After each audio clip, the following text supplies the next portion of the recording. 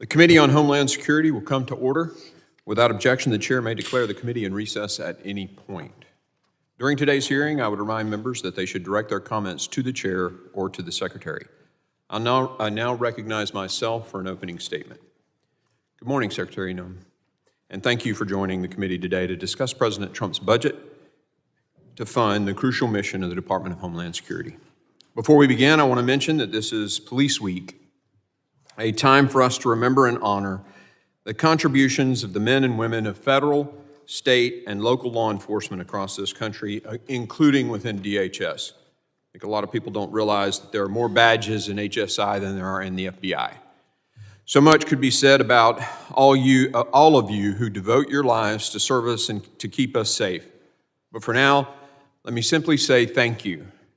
Thank you, and know that our committee has your back. Madam Secretary, this is your first appearance before the committee, and I look forward to continuing to work closely with you and your team as we strive to undo the damage and the chaos created by your predecessor.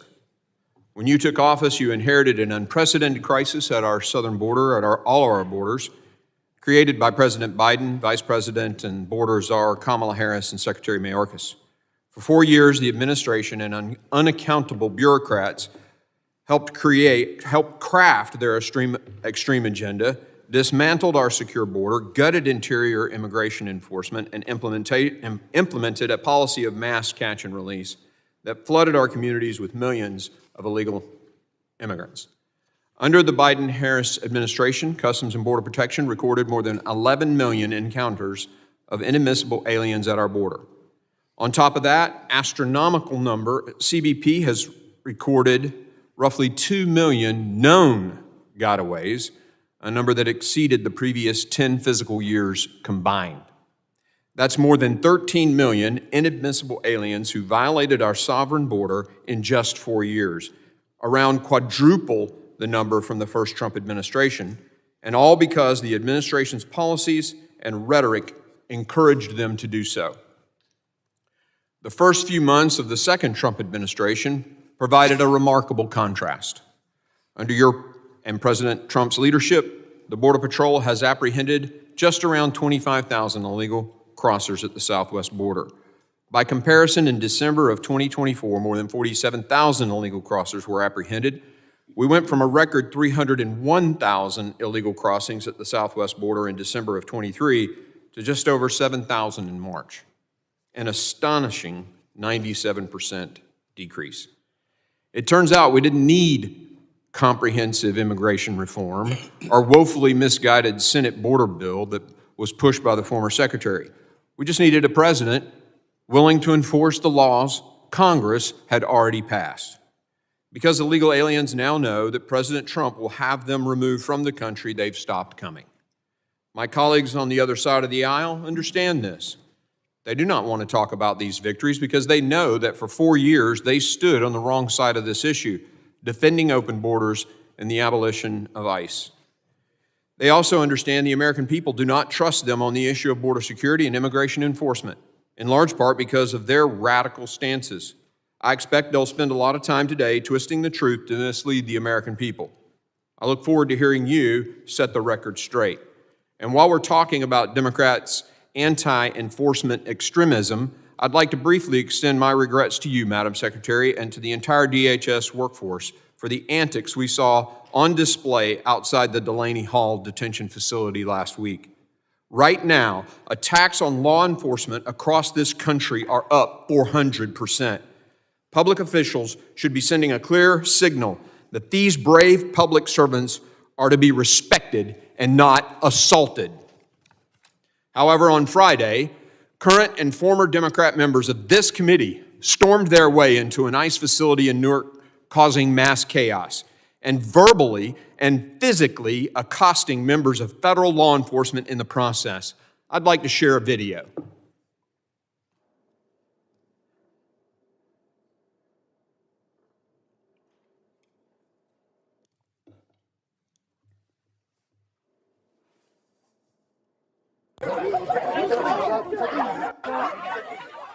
The Department of Homeland Security is warning there could be more arrests following the incident that you see here.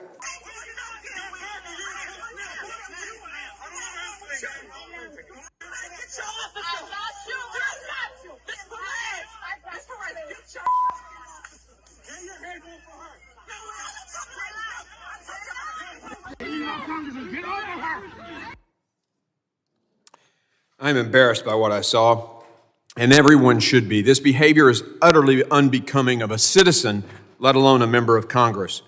Democrats may talk a big game about law and order, but these actions are a violation of the sacred principle. Not only have Democrats excused these actions, but they've actually tried to blame ICE for what happened. When you punch a law enforcement officer, that's not the law enforcement officer's fault.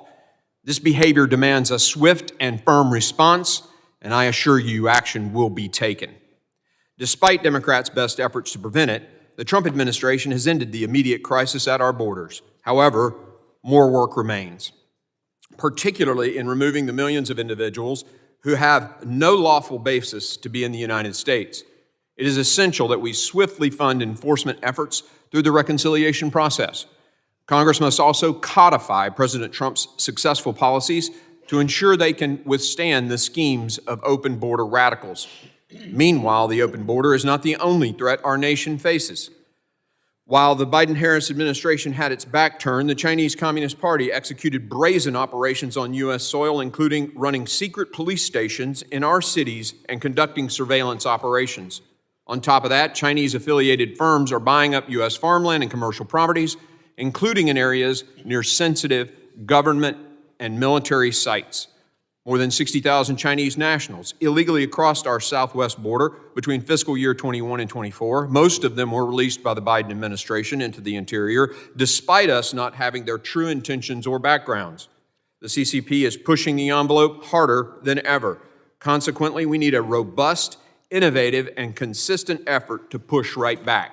Our cyber borders also remain under assault. Most notably, malicious cyber actors associated with the Chinese government have targeted us with some of the most sophisticated and sustained hacking operations we have ever seen. The Salt and Volt Typhoon intrusions revealed significant gaps in our cyber posture, compromising Americans' private data and key sectors of our critical infrastructure. We have not forgotten devastating attacks like the Colonial Pipeline in the spring of 21, which led to oil and gas shortages across our country and lines at almost every gas station. We cannot stay ahead of these evolving cyber threats if we do not have the right people with the right skills to defend our nation. Today, more than 500,000 cyber positions across this country in both public and private sectors are currently unfilled. That's 500,000 cyber professionals not on the front lines to defend us from the malicious activity jeopardizing our national security. That's why I introduced the Cyber Pivot Act, which would create an ROTC-like scholarship program enabling men and women across this country to gain hands-on experience in cybersecurity or related fields in exchange for a period of required government service across any level of government. Earlier this year, the committee favorably reported the act to the House. Democrat Senator Gary Peters, ranking member of the Homeland Security Governmental Affairs Committee, and Senator Mike Rounds, chairman of the Senate Armed Services Subcommittee on Cybersecurity, introduced a companion legislation to this in the Senate. It's time to bring this bill to the floor for a vote.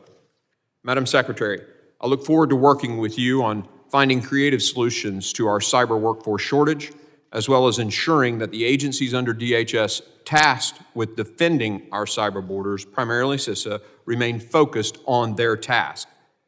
As your budget rightly indicates, the agency's censorship of millions of Americans will come to an end. Instead, CISA's engagement with the private sector must focus on protecting critical infrastructure and our federal civilian networks. This must include streamlining burdensome regulatory requirements and ensuring CISA remains a trusted and reliable partner to the public and private sectors. I trust that over the next 4 years, you'll devote maximum effort to dismantling the censorship industrial complex while ensuring that CISA is positioned to succeed at its core mission. These are some of the most substantial challenges, but many more await. Madam Secretary, I expect continued progress on all of these issues, but I'm equally confident in your leadership and resolve to get this job done. Together, let's resecure our homeland. I now recognize the ranking member for an opening statement. Thank you very much, Mr. Chairman. Welcome, Madam Secretary, to the hearing. Mr. Chairman, before we begin, I want to recognize National Police Week and thank the officers who protect our communities, this capital, and our country honorably and ably. We appreciate their service. As we observe National Police Week, I again call on the Speaker to follow the law and finally hang the plaque honoring those brave officers who defended the United States Capitol from a violent mob on January 6th. Over 140 law enforcement officers were assaulted that day, and honoring their bravery and sacrifice, as promised, is the least Congress can do. Turning to today's hearing, I'm glad Secretary Noem is finally testifying before the committee. After all, it's been 3 months since I sent you a letter asking for her to testify on the Trump administration's dismantling of the Department of Homeland Security and its harmful effects on communities across the country. Secretary Noem, I guess the chairman didn't think systematically dismantling the Department of Homeland Security, firing the federal workers who keep us safe, and violating the Constitution of the United States justified your timely appearance before this committee. But when Donald Trump demanded that Congress hand him money to do more damage to our Homeland Security, Republicans bent over backwards to help him and his billionaire friends at the expense of the American people. Whatever got you here, Secretary Noem, I'm glad you found time among your many photo ops and costume changes to testify about why President Trump is seeking more taxpayer dollars and what you plan to do with that money if you get it. And it is a lot of money. We're talking about $176 billion. That's how much President Trump has demanded that Congress give you to spend next year. Never mind the fact that your department is spending taxpayers' money so fast this year, you're about to be broke. Now you're saying you need $44 billion more, but all you've done is slash, burn, cut, dismantle, and tear apart DHS since you got here. You cut programs at the Federal Emergency Management Agency that help Americans prepare for and recover from disasters. You are unlawfully withholding grant money meant to prevent terrorism and respond to emergencies from local communities across the country. You cut programs at the Cybersecurity and Infrastructure Agency, which prevents attacks on power lines, water treatment plants, schools, hospitals, and other critical infrastructure. You cut the number of transportation security officers in our airplanes. You cut the Office of Civil Rights and Civil Liberties, which keeps DHS from digging into Americans' private lives and violating people's constitutional rights. You are making Americans less safe. If you're cutting the things that help keep America safe, why should we give you an extra $44 billion? Is it to deport American citizen children with cancer? Is it to deport more veterans of the United States military? Is it to ignore the Supreme Court's order to facilitate the release of a lawful permanent resident you mistakenly shipped off to a foreign prison? Is it to punish people for exercising their First Amendment right? Is it to disappear more people off our streets with no due process and ship them to a foreign dictator's prison? Is it to fire more military veterans who continue to serve their country by working for DHS? Is it to slash efforts to fight persistent threats from foreign terrorist organizations and domestic terrorists? Is it to dismantle FEMA as hurricane season is about to get underway? Is it to decimate CISA and invite China, Russia, Iran, and other adversaries into our cyber networks? Is it just to be mean, threaten, and deny due process to vulnerable people?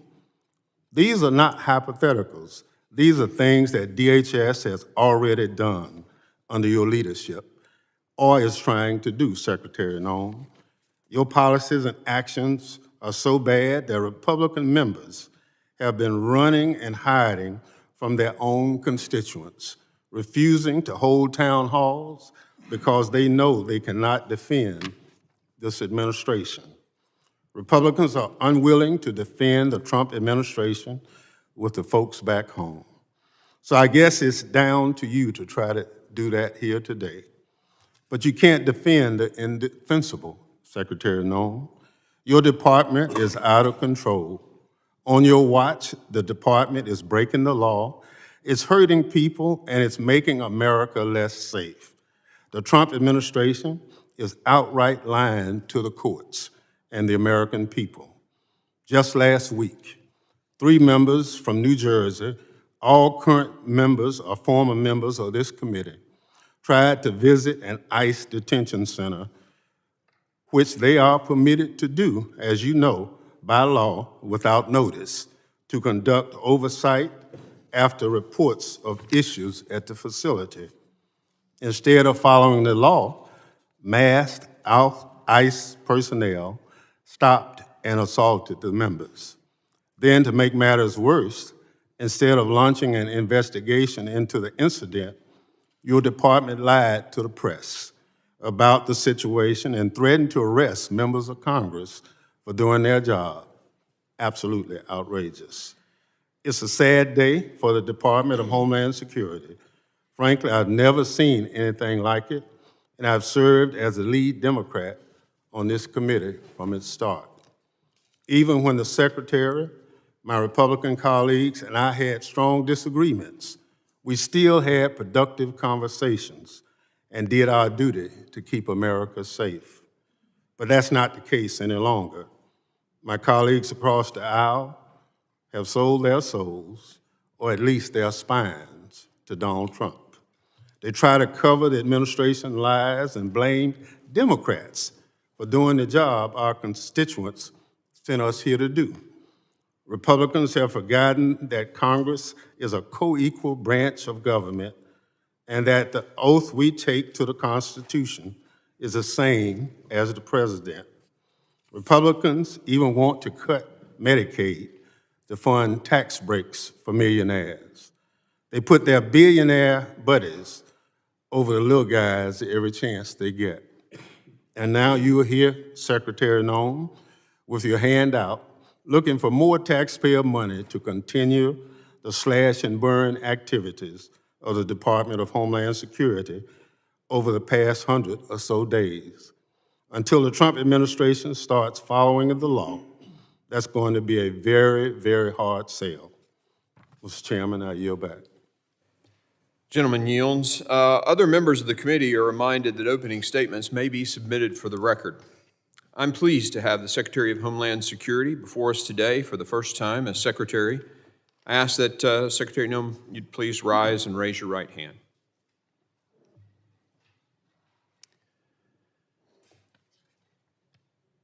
Do you solemnly swear that the testimony you will give before the Committee on Homeland Security of the United States House of Representatives will be the truth, the whole truth, and nothing but the truth, so help you God? Let the record reflect that the Secretary has answered in the affirmative. Please take a seat, ma'am. I would now like to formally introduce our witness. The Honorable Kristi Noem currently serves as the 8th Secretary of the Department of Homeland Security. Prior to her appointment as Secretary, she served as Governor of South Dakota, as a member of the U.S. House of Representatives, and in the South Dakota State Legislature.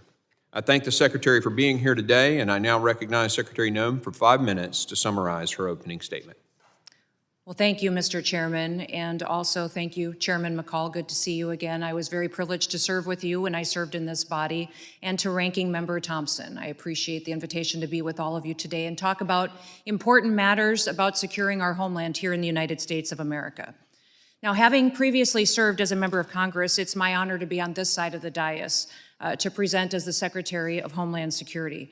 Today, I'm proud to discuss the accomplishments of President Trump and all that he has accomplished since he's taken office in the White House. But first, I would be remiss if I did not address the disturbing actions that we saw last week. There were members of this very committee that took part in an action at Delaney Hall on May 9th that need to be addressed.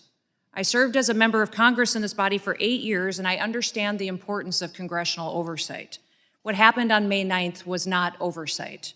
It was a political stunt that put the safety of our law enforcement officers, our agents, our staff, and our detainees at risk. Here are the facts. As a vehicle approached the security gate at Delaney Hall Detention Center, a mob of protesters, including 3 members of Congress, stormed the gate and they trespassed into the detention facility. We have footage of those members of Congress slamming their bodies into our law enforcement officers, shoving them, screaming profanities in their faces, striking them with their fists, and otherwise assaulting law enforcement. The behavior was lawlessness, and it was beneath this body. Members of Congress should not break into detention centers or federal facilities. Had these members requested a tour, we certainly would have facilitated a tour. As a body knows, there are proper protocols and there are procedures that must be abided by. These congressional members and staff visit our facilities all of the time, and these members could follow the policies that have been in place, and they would have been followed. We would have facilitated a tour of this important facility. However, even after these members assaulted our federal law enforcement officers, we still provided them with a tour of that facility. I'm glad that at their press conference following the tour, these members acknowledged that Delaney Hall is in good condition and meets deferral standards. Charges made by these politicians that Delaney does not have the proper permitting is false. We have valid permits and inspections for plumbing and electricity and fire codes that have been cleared. Lastly, I'd like to remind Americans and everyone in this body who is detained in this detention facility are murderers, rapists, known terrorists, MS-13 gang members, drug traffickers, and other heinous actors. I hope that those members of Congress will so passionately protest on behalf of the American victims that they were elected to represent, and not just violent criminals who are in this country illegally.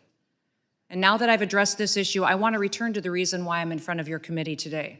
I want to talk about the first 100 days under the Trump administration. Under President Trump and his leadership, we have already delivered for the American people a drastic turnaround in Homeland Security, from the southern border to our Coast Guard to cyberspace, and we're just getting started. We've delivered the most secure border in American history. At the southern border, we have obtained near total control with daily encounters down 93% since President Trump has been in office. March saw the lowest numbers in American history of border encounters at just 7,200.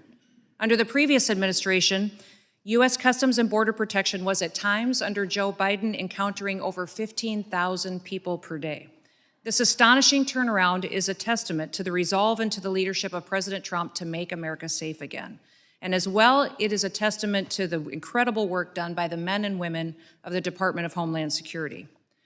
The secure border has allowed Border Patrol to zero in on fighting cartels and all of their illicit activities. Under President Trump's leadership, 6 cartels, 4 dangerous and criminal gangs have been designated as foreign terrorist organizations. This has allowed us to take a whole-of-government approach to address the illegal activities that these murderers and drug traffickers are taking on. In March, fentanyl traffic at the border fell by 54% compared to the previous year, and we are enforcing immigration laws to identify, arrest, detain, and remove dangerous illegal criminals. We're prioritizing those who have committed crimes and aliens who are a threat to public safety and national security, especially those that are affiliated with terrorist organizations like MS-13 and Tren de Aragua. This includes those that already have final orders of removal. We've also worked to enforce President Trump's America First trade agenda, and Joe Biden's trade policies hollowed out our industrial base, shipped our jobs overseas. Our tariffs have been an effective negotiating tool, and we're also reforming emergency management in this country. We have the FEMA Review Council, which will be doing its work to make recommendations to the White House. We are also addressing cybersecurity, making sure that CISA is back on mission at protecting the homeland, and the Coast Guard is the only U.S. military branch under the umbrella of the Department of Homeland Security. We're making sure they have the resources and the vision to leave and be the point of the spear in the future. Since I took office, one of the responsibilities that I have is in reforming the Secret Service. We've reassessed Secret Service's needs, gotten recruitment away from Biden administration's DEI objectives, and made sure that they are equipped and ready to take on the task of protecting the more powerful into the future. We are so grateful for their bravery, their dedication, and their patriotism. It's our responsibility to continue providing them with the resources that they need to continue to do the important work that they do.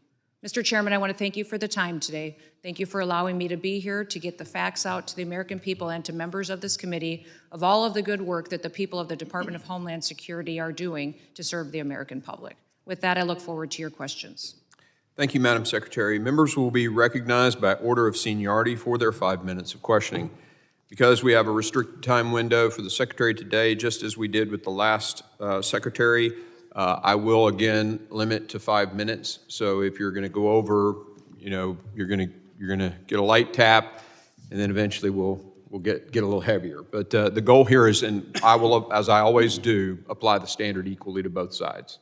5 minutes is 5 minutes today. I now recognize myself for 5 minutes of questioning. Secretary Noem, in the first 100 days, President Trump made border security a top priority by increasing immigration enforcement, deploying additional DHS and DOD personnel to the border, and restarting construction of the border wall. President Trump's decisive strategy was a sharp departure from his predecessor. Former President Biden refused to enforce federal immigration laws, sparking the most severe border crisis in our nation's history. Under President Trump's and your leadership, the tide has turned. Secretary Noem, which of the President's decisive actions do you believe sent the strongest message to both the cartels and would-be illegal border crossers that the United States is no longer open for exploitation? Mr. Chairman, I believe that the strongest thing President Trump did was to make an announcement that we would start following our federal laws, that not only would our border be secure, but that those who crossed it illegally would be considered breaking the law like it should be, and that they would be prosecuted. They would be removed, and that it would no longer be a facilitation of an invasion like the Biden administration had put forward. He clearly sent that message, and before I was even sworn into this job, told me that I needed to be aggressive in going out there and telling the world that America was under new leadership, that we were a nation of laws, and that they would be enforced going forward, and that American and the people that lived here were going to be put first. Secretary Noem, the President has secured the border largely through executive action, but as we know from the Biden-Harris administration, those actions can be undone by subsequent presidents. What are the top 2 to 3 security immigration enforcement policies that Congress must act urgently to codify so they are no longer executive orders but federal law?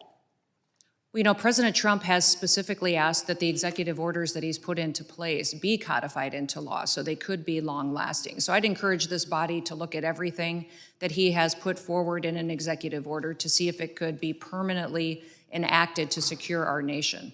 I would say enforcement and clarity on what parole is, what asylum is, give us some clarity to make sure that that is something that would be long-standing interpreted as to how it was intended when the original law was passed, and then ensuring that we have the ability to take action when criminals are in this country, continue to focusing on getting them out of their country and how those diplomatic relations work with repatriating their citizens back home. Secretary Noem, as I mentioned in my opening statement, you inherited an unprecedented border crisis. In the last 4 years, a total of over 1,700 known or suspected terrorists were apprehended at the border. In the 4 years prior to that, it was 1,700. From your perspective as DHS Secretary, can you highlight how the open border policies of the last administration increased the risk to American families when it came to violent criminals and terrorists entering the country? Absolutely. Mr. Chairman, we truly don't have any idea how many dangerous individuals are still in the United States of America. Since President Trump has been in office, just in these few short months, we have deported over 250 known terrorists out of the country. These are individuals that were allowed to come into our country unchecked by the previous administration. We have deported thousands of criminals that have perpetuated the worst of the worst crimes on our communities, murders, rapists, child pornographers, traffickers, and we have returned them back to their home countries. The message that was sent by the last administration was, come to America, send your worst of your worst. They're given free rein to make a home here and given every opportunity. In fact, we'll even facilitate their housing, their food, their clothing, and take care of them and treat them better than we treat U.S. citizens. That was Joe Biden's policies. What President Trump has done is follow the law. He has implemented the law and said that American citizens should come first and be prioritized as far as their safety, and that everybody should be treated equally, that the scales of justice should treat everyone exactly the same, and that's what he has implemented. So I'm grateful he's given us the ability to go after the worst of the worst and to remove them from our country, because our communities overwhelmingly get safer every day as these individuals are removed. Thank you, and in keeping with my commitment to be inside my 5 minutes, I will now yield to the ranking member for his 5 minutes. Thank you very much, Mr. Chairman. The Department of Homeland Security has been the top target on the Donald Trump's revenge tour, and you, Madam Secretary, are the chief accomplice. The Trump administration is hell-bent on destroying the Department of Homeland Security, built through bipartisan collaboration over the past 2 decades and evading any accountability for its actions. Let's start with what the administration is doing to FEMA. Madam Secretary, you said that you want to get rid of FEMA, and the administration plan is to shirk its disaster response obligation and leave state and local governments to fend for themselves.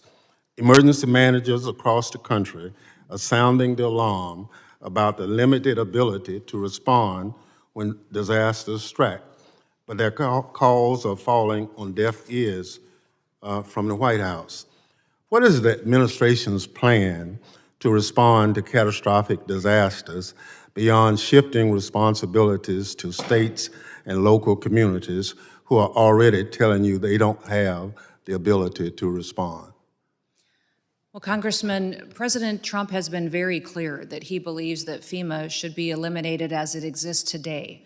He believes there's dramatic reforms that need to happen to the agency in order for it to truly serve people in a time of crisis. He wants to empower states and local governments to respond to their people.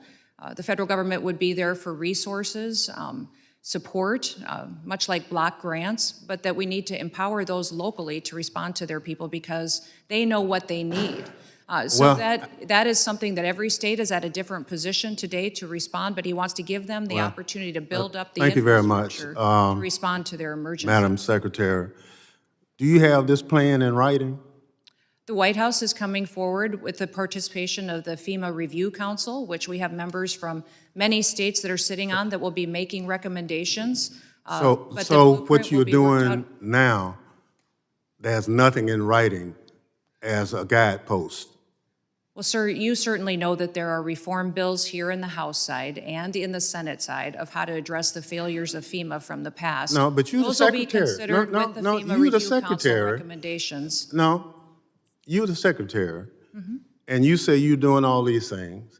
And I'm just asking you, do you have a written plan for what you're doing? There is no formalized final plan for how this goes forward because the input of Congress is critically important. As you know, there are statutory requirements of the agency. Well, I'm glad you recognize, that needs to be Madam Secretary, I'm glad you recognize the statutory requirements.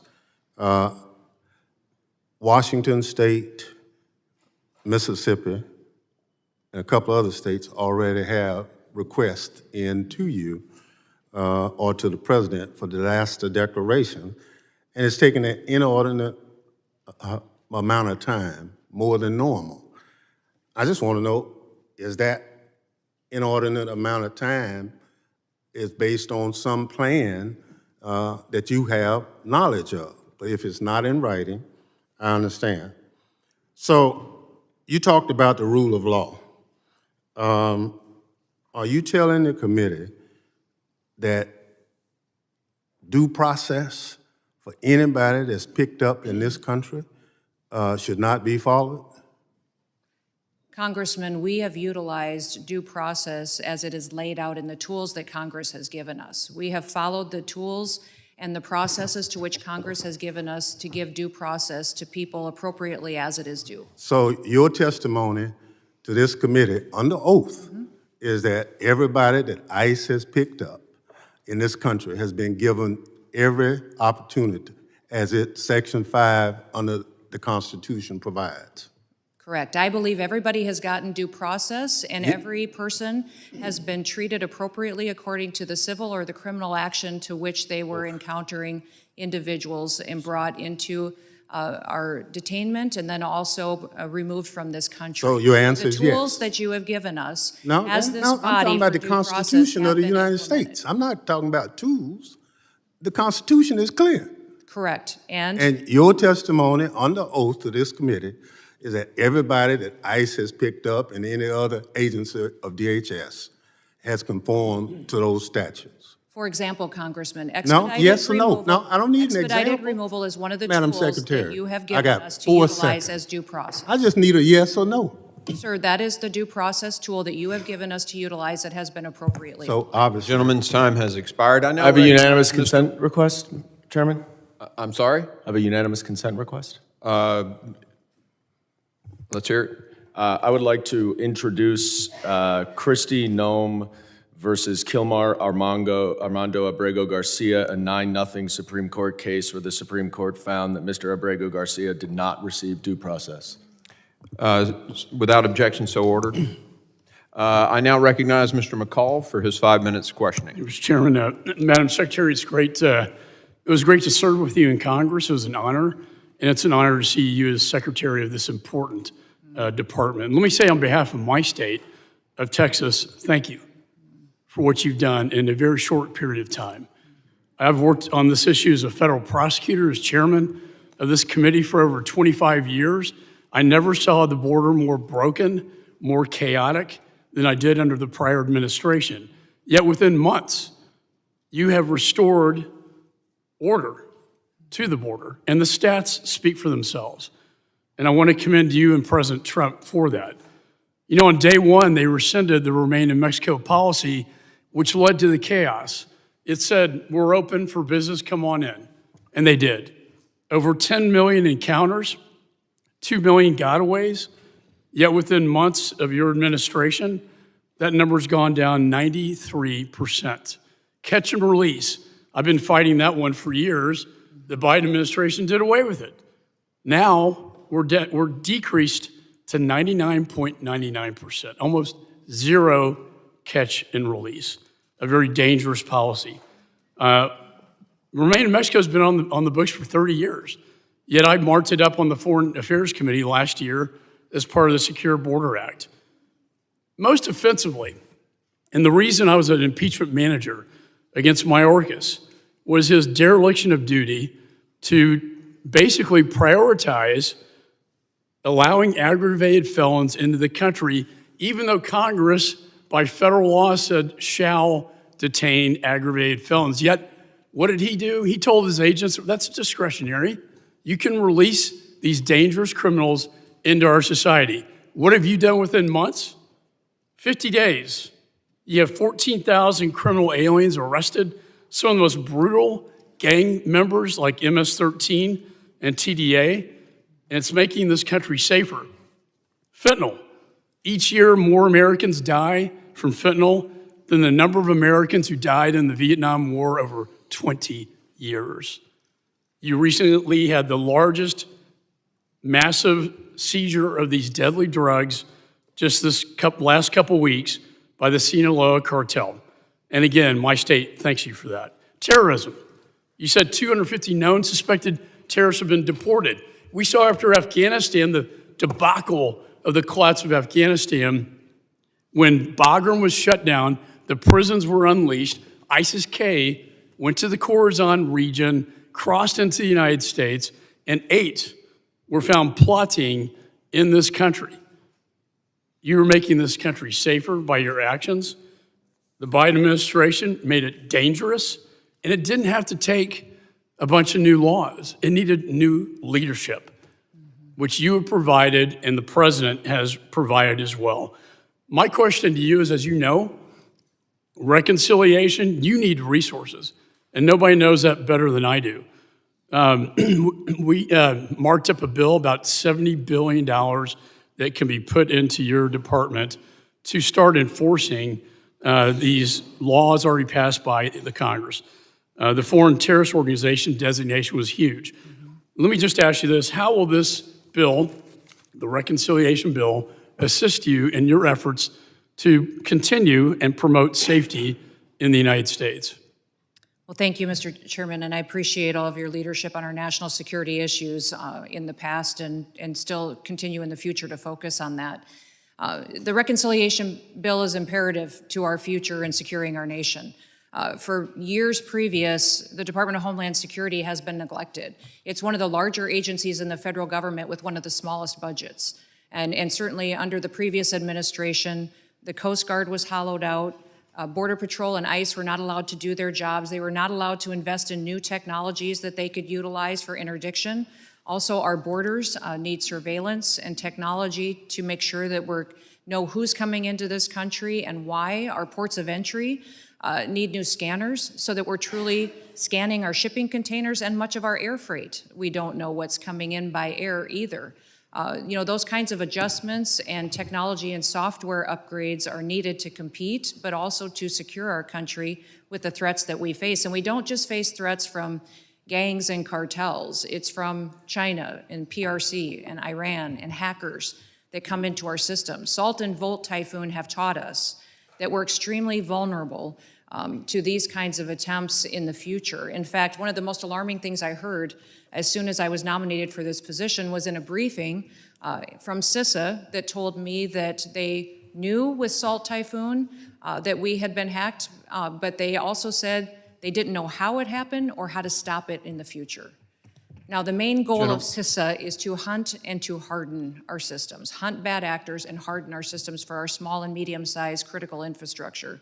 Department of Homeland Security has 10 of the 16 components of critical infrastructure, and that's what we need to focus our resources on. Thank you. Gentleman's time has expired. I now recognize Mr. Swalwell for 5 minutes of questioning. Thank you, Madam Secretary. You have an important job. I think you have one of the most important jobs in the cabinet. Thank you for doing it. I want you to have credibility and be taken seriously as you do the job. And so I want to put to rest this question about Mr. Garcia and this photo that the president posted on April 21. Madam Secretary, you agree that the letters MS and the number 13 in Times Roman numeral font, that they are doctored on this photo, right?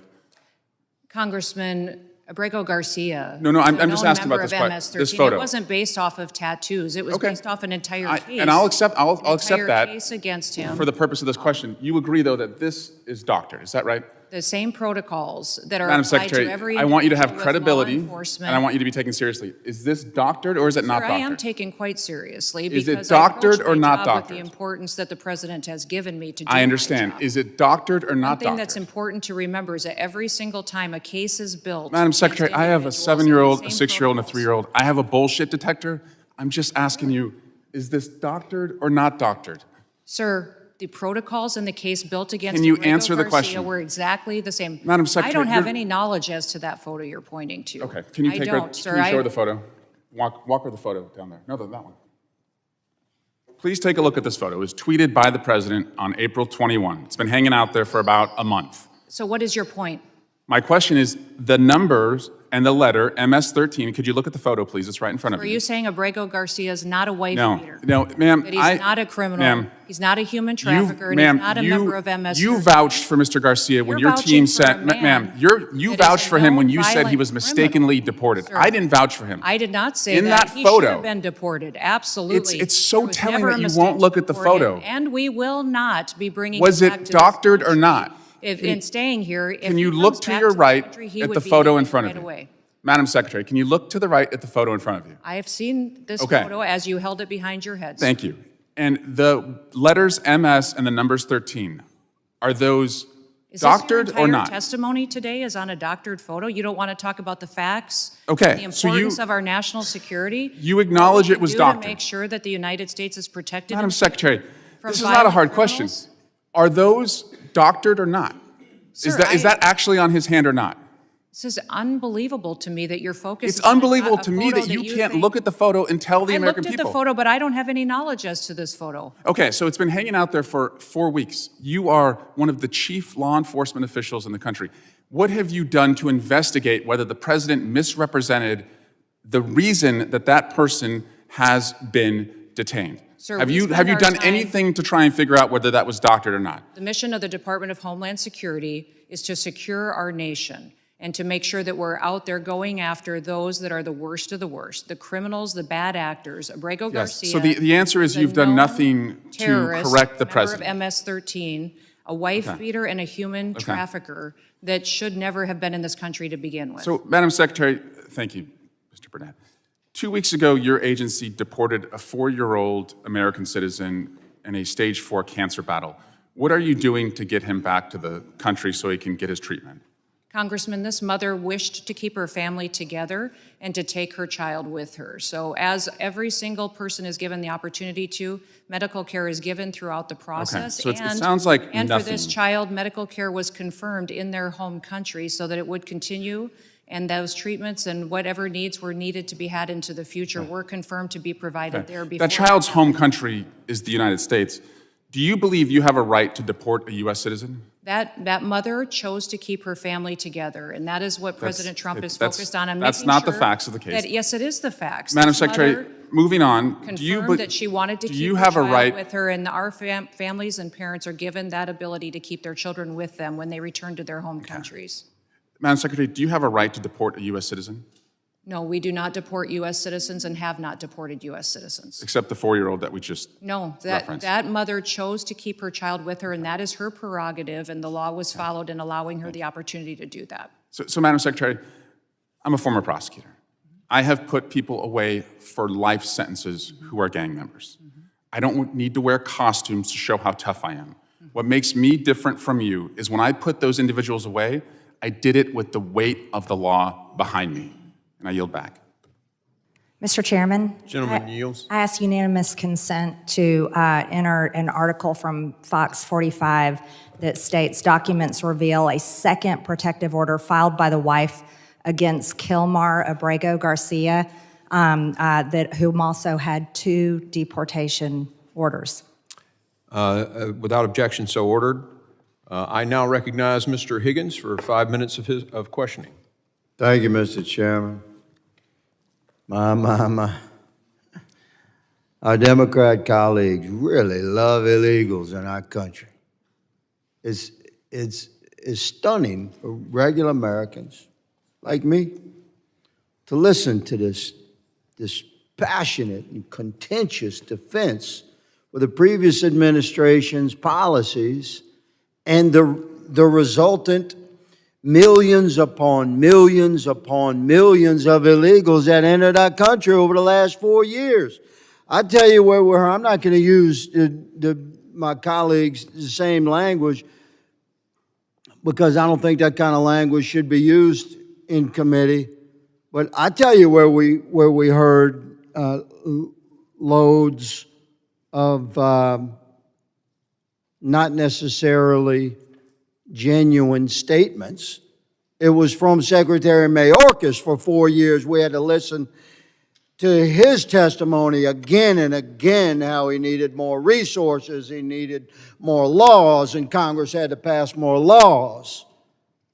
And yet, we said for years, what you need is to enforce the laws that we currently have on the books. You need policies that would actually control the border. And we have Madam Secretary before us representing an administration that has done just that. If the same 1,954 miles of border that you had a year ago is now under control. If the same men and women that you had a year ago, the border is now under control. If the same equipment, the same all-weather roads, everything is the same. The only thing that has changed is the policies coming out of the White House and a Secretary of Homeland Security that will actually execute the laws of our land and protect the citizenry of our country.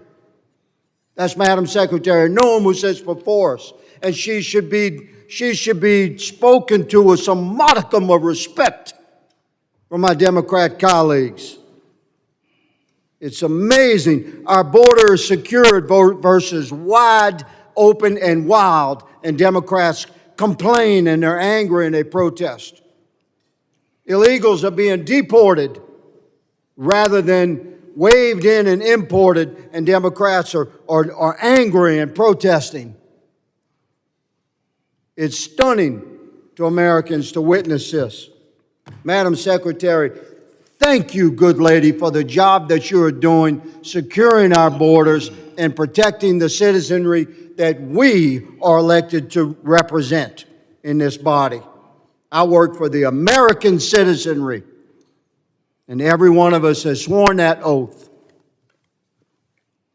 The difference between the parties has never been more stark. We represent law and order and American citizens and American enforcement of our laws. My goodness gracious. Thank you, madam, for so graciously enduring the assault that you have. I'd like to touch on the 287G program. Thank you for partnering with our local and state law enforcement to work together to secure our borders. This is an excellent program. You have voiced support for it. Can you speak, Madam Secretary Noem, can you speak to the importance of the DHS partnering with local and state law enforcement, including programs like 287G? Well, thank you, Congressman. Yes, 287G has been a wonderful program for many years, but not utilized during the previous administration. It's a partnership between federal, law enforcement officers and also our state and local law enforcement to give them the same authorities to operate in a task force model, to go out and to really make sure that we're going after individuals that have broken our laws, that have perpetuated violence in our communities, bring them into incarceration and get them out of our country if they don't belong here. And it has been a fantastic partnership, one that President Trump has encouraged us to pursue and to continue to build out across the country. Yes, ma'am. That program and others like it are going to be heavily supported by Republicans on this committee. Finally, ma'am, in my remaining 25 seconds, we speak to the efforts to locate the children. Thousands and thousands and thousands of children waved into our country during the last 4 years, and they're lost to the interior. Many are being trafficked and abused. Can you speak to the efforts to find these kids?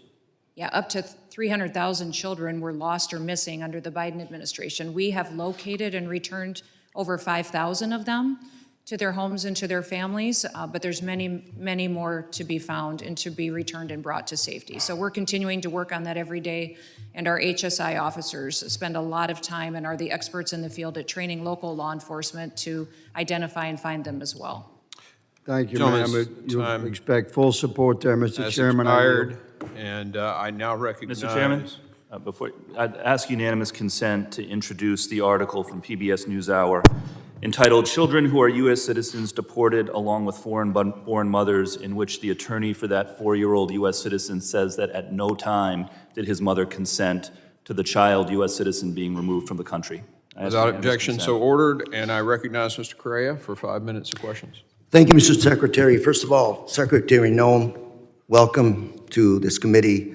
Had the honor of hearing testimony from Secretary Kelly, Secretary Mayorkas, and of course you. Welcome. We all have the same interests, which are protecting Americans, American taxpayers, as we move forward in our jobs. And I want to say that your testimony, my colleague from Louisiana, and myself have the same interests, which are to protect Americans, especially to protect children, especially to protect American citizen children. That's where my concern is, Madam Secretary, that your administration, I believe, has consistently violated the law by denying due process to U.S.-born American children.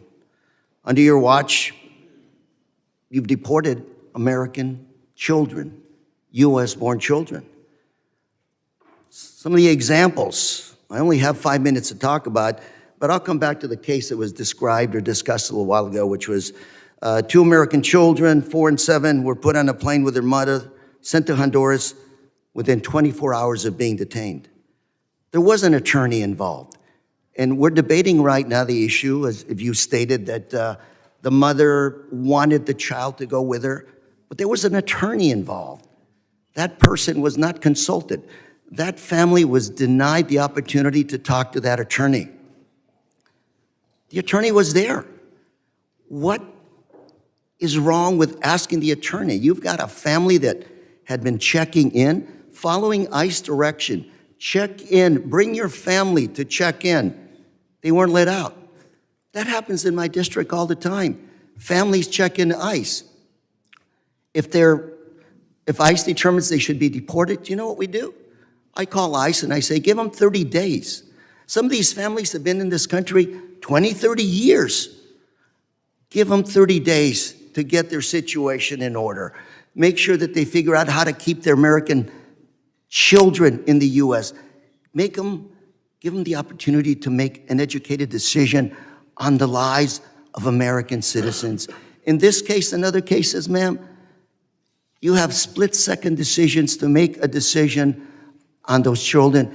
And you, Madam Secretary, also make split-second decisions based on whatever coerced discussion you're having with that mother. And I say coerced because when you're scared to death, your life is about to change, and you've got an attorney next door that you will not permit that family to consult with that attorney, you got an issue. Case number 2, 2-year-old American daughter, also deported to Honduras. They were also denied access to their lawyers. According to her lawyer, ICE prevented the mother from speaking to the lawyer or anyone else in the family. 2-year-old American citizen. Can't we slow it down and just take a moment before they're deported in 24 hours? The mom didn't want the daughter to stay in the United States. They may have had relatives in the United States, family. Even the own Trump-appointed federal judge overseeing this case has said that he had a strong suspicion that the government just deported a U.S. citizen with no meaningful due process. Madam Secretary, I think we're all in agreement here. Let's go after MS-13. Let's go after drug dealers. Let's go after Tren de Grúa. The bad folks who hurt my community as well as everybody else's community. But I fail to see where a child, 2-year-old, 4-year-old, 7-year-old children could be on your top of priorities for deportations. This is still America. Due process, the Fifth Amendment.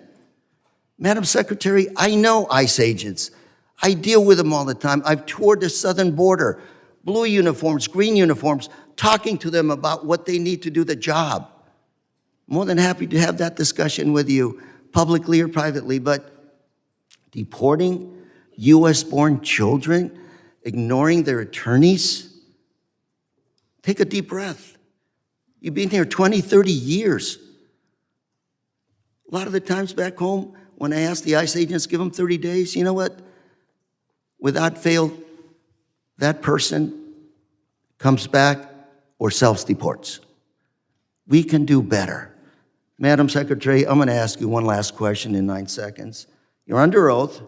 Have you fired, retired, dismissed any DSA agents that have not followed your policies? What kind of agents, sir? DHS Homeland Security agents. Yes. Specific law enforcement officers? Yes, ma'am. Officers under your watch. I haven't given any specific orders to any law enforcement officers under the Department of Homeland Security. So there are, within the Department of Homeland Security, 280,000 employees. 47,000 of them are Coast Guard individuals. So, 230,000 individuals are employees, and we're very proud of the work that they do.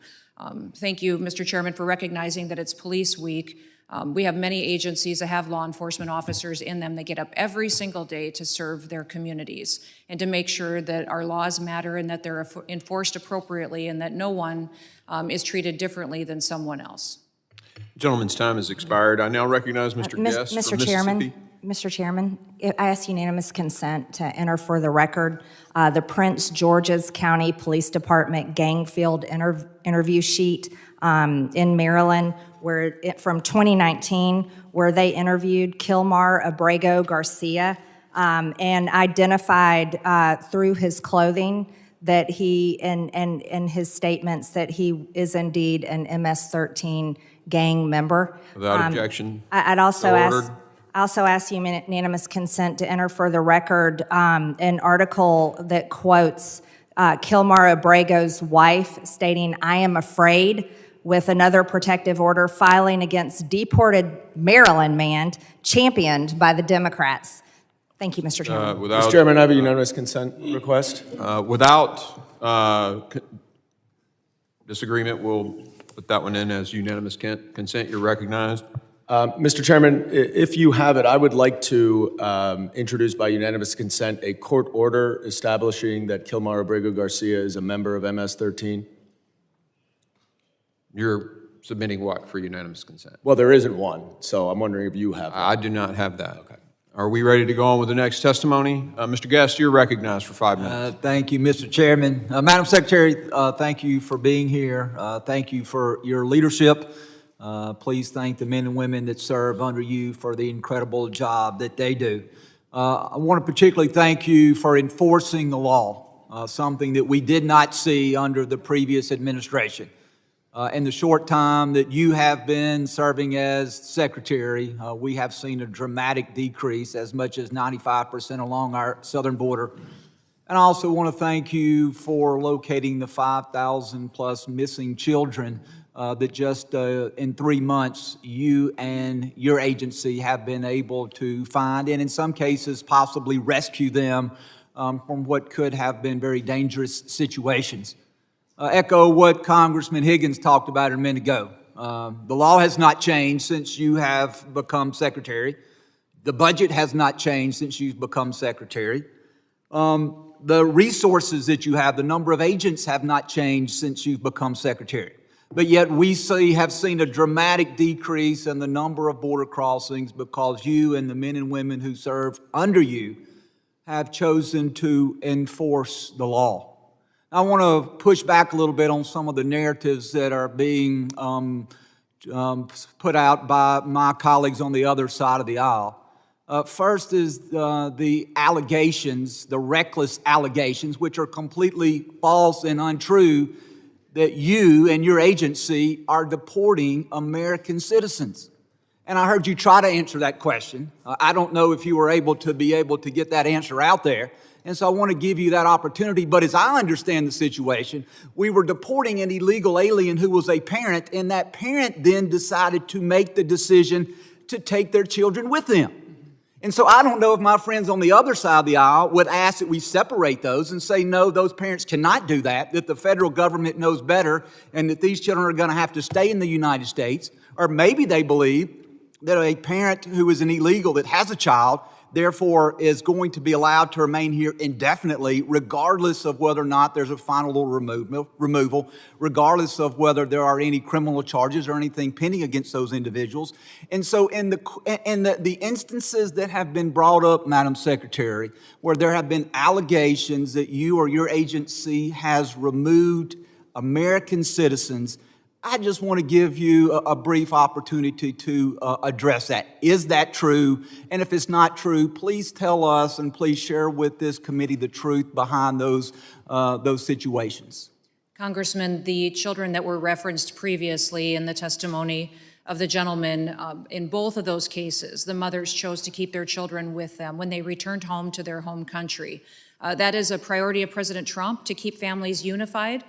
We have instances where mothers from other countries have decided that their children should stay here in the United States and left them with family members or someone else that they trusted. But these two mothers that they were referencing earlier decided to take their children home with them and wanted to return to their home countries as a family. And so we are giving the parents the choice, and then we are honoring whatever their request. Is that what I understand from you, Madam Secretary? That is correct, sir. And then want to talk about one more issue in the last minute and a half that I have, this issue of due process, where you were asked earlier, are we giving individuals due process? And you talked about the fact that we are complying with the law that Congress has given the department. And I think specifically, and tell me if I'm wrong, I think you're talking about the Illegal Immigration Reform and Immigration Responsibility Act of 1996 that created this process known as expedited removal. And we know that law in 1996, that it passed Congress overwhelmingly at both the House and the Senate. I will tell you that I see here a comment that was made by that time President Clinton, and this is what President Clinton said about that law. It said, President Clinton asserted that the legislation strengthened the rule of law by cracking down on illegal immigration at the border in the workplace and in the criminal justice system without punishing those living in the United States legally. And so as I understand, as it relates to the issue of due process, you are following the law as Congress gave you almost 30 years ago. And this Illegal Immigration Reform and Immigration Responsibility Act has been upheld repeatedly over the last 30 years by the court. You're enforcing final orders of removal. And so, Madam Secretary, in the last 10 seconds that I have, are you following the law and are you giving these individuals the due process that you are required to give them? Yes, Congressman, we are using the due process tools that Congress has afforded us in these instances to ensure that everyone is treated the same and appropriately. Thank you, and Mr. Chairman, I yield back. Gentleman yields. I now recognize Mr. Magaziner for 5 minutes. Madam Secretary, on April 24th, a woman in Louisiana was deported along with her 7-year-old daughter and 4-year-old son, both of whom were U.S. citizens. The 4-year-old son had stage 4 cancer. Now, you just stated under oath that the mother consented to having her U.S. citizen children removed. But I have spoken with the attorney for that U.S. citizen child with stage 4 cancer. She has also made numerous statements to the press in which she stated unequivocally that at no time did the mother consent to her U.S. citizen children being removed. What evidence do you have to support your claim that she did consent? Congressman, we followed the same policies and procedures What for evidence every do you individual, have? and we What have evidence do you have? We have that documentation she? that What that mother- documentation do you We will have get that mother consented? We will get that to you, sir. I don't have it with me. Please do. today, I but understand that it's mother hard to keep them all consented straight to because take you've her deported child with multiple her. U.S. citizen children, but I'm asking specifically about the 4-year-old with cancer who was deported on April 25th. For the record, that family was also not given access to legal counsel before they were deported, even though their lawyer was in the same building at the time. I'm holding in my hands here a document called ICE Directive 11064, Interests of Non-Citizen Parents and Legal Guardians of Minor Children. This is the policy for how ICE agents should handle situations like this. It states unequivocally that parents and legal guardians should have the ability to make alternative care arrangements for minor children prior to their arrest or detention, and that ICE must afford parents the opportunity to consult with legal counsel. So, did the ICE agents working on this case who deported this 4-year-old with cancer of their own volition fail to follow ICE policies, or were they directed to by your office or anyone else in DHS leadership? Sir, this mother chose to keep her child with her. You have not produced any evidence when to say so, return but I'm back to asking her again, home country, have you directed and that is the priority of DHS President Trump is officers to keep to families ignore unified this together. It's policy? very different than the previous right. administration. The previous administration On March separated families 15th, over and reclaiming over my and over time, again. on March This 15th, is a your change. department sent 3 airplanes to El Salvador. Those planes carried approximately 261 individuals who were imprisoned upon arrival. Did you personally review and approve the names of those 261 individuals before they were sent? Sir, we have deported and sent home Did thousands of individuals. Did you review the names of those And individuals? we have individuals that have the Why won't you answer the responsibility question? within the Department of Are you Homeland aware Security. of whether those 261 individuals were given the opportunity to speak with a lawyer or appear before a judge before they were put on those planes? Yes or no? Sir, every single individual followed the exact same process. They that we were follow for not everyone all. who is They in were this- not all given in the this country opportunity to appear illegally. before a judge or speak with a was lawyer. On treated the April same. 7th, the Supreme Court ruled that detainees must have an opportunity to have a hearing before they are deported. Are you familiar with the April 7th Supreme Court ruling? I am. Can you assure us that in the future you will abide by that Supreme Court ruling to provide detainees with a hearing before they are We're deported? following all judges' orders. Yes, sir. I have a photograph here of André Hernandez Romero, a gay makeup artist from Venezuela. He fled Venezuela fearing gang violence because of his opposition to the Maduro dictatorship and his sexual orientation. He presented himself at a port of entry and requested asylum. His claim was found to be credible, and he was placed in detention to await a full hearing. But he never received a full hearing because you put him on one of those planes to El Salvador, where he still is today. Listen to me. He had no criminal record in the United States or in any other country. He did not even enter the country illegally. He presented at a port of entry. He tried to do it the legal way, and to this date, the only evidence your department has presented to justify his imprisonment is that he had 2 tattoos, one that said mom and one that said dad. Do you have any other evidence to present for why this individual should be locked up in El Salvador?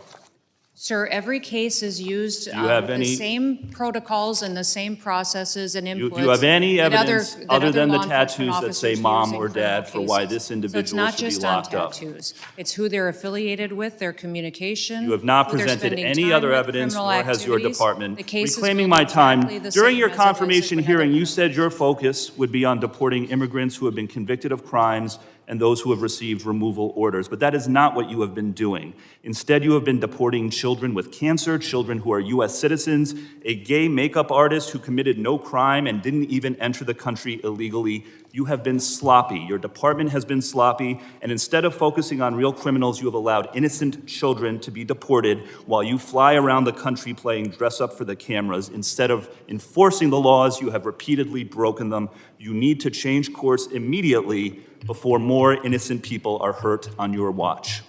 Gentleman's time has expired. I now recognize... Mr. Chairman, sorry. I ask Green. unanimous consent to enter for the record. One of our colleagues had asked if there was evidence if the so-called Maryland man, Kilmar Abrego Garcia, was MS-13. According to the Attorney General of the United States, she posted that the evidence shows Kilmar Abrego Garcia has repeatedly been identified as a member of MS-13 by a Maryland County Police Gang unit, which I introduced for the record, a reliable confidential informant, ICE officers, an immigration judge agreed, and an appellate board agreed. Without So you have, objection. is that a court Without order? objection. Well, I object. No, she can put anything she wants in the record. She's not complying to your request, Mr. Goldman. She asked for unanimous consent. Okay, so you're objecting to her putting that into the record? I am objecting subject to a clarification. Is that a court order that establishes that he's a member of MS-13?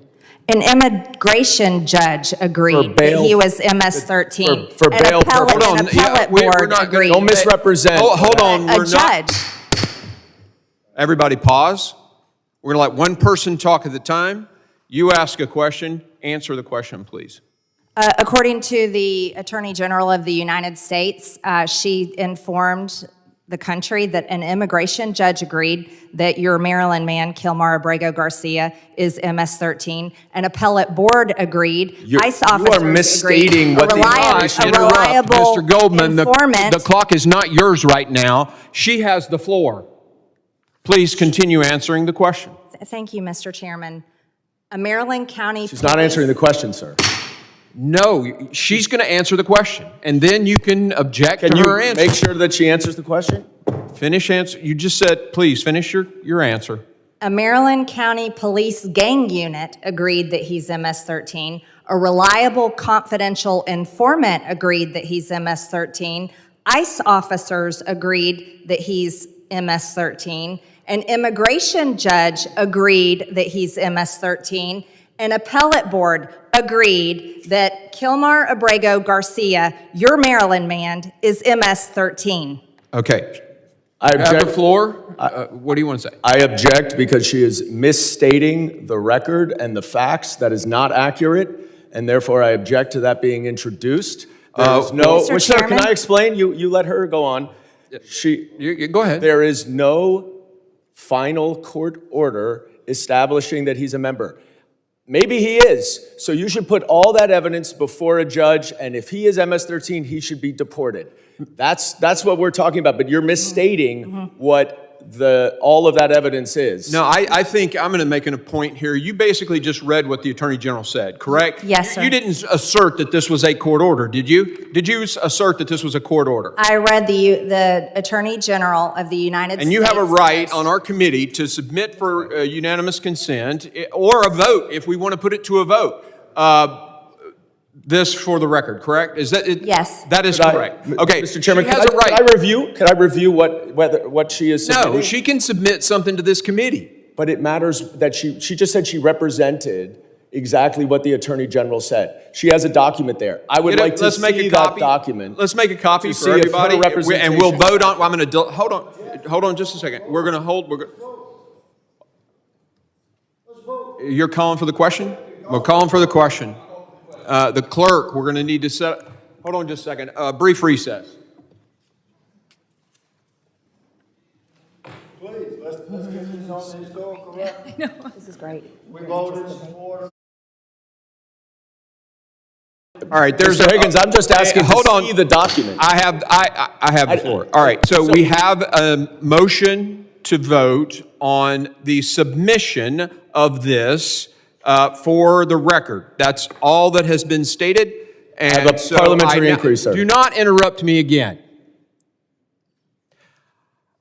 We are on the vote on whether or not this can be entered into the record. A motion has been made, and we will vote on that motion.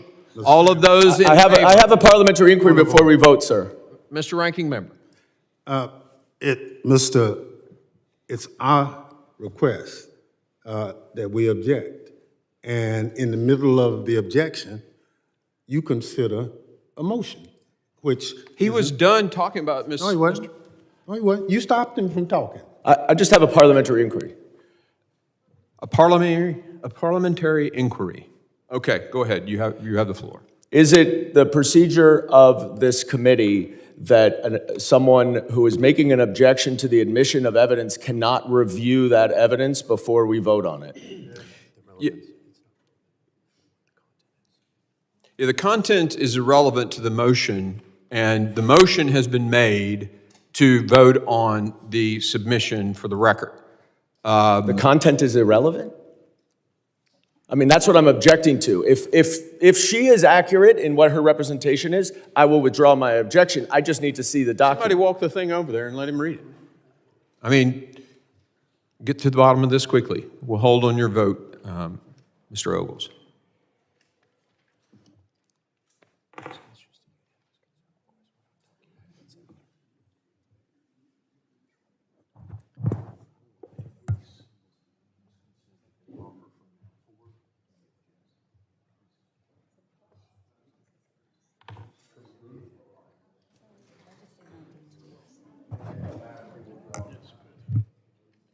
Mr. Chairman, given that this is a tweet from the Attorney General that is effectively, I believe, consistent with what Ms. Taylor Greene says, I withdraw my objection. Gentleman withdraws his objection. I now recognize, who's up?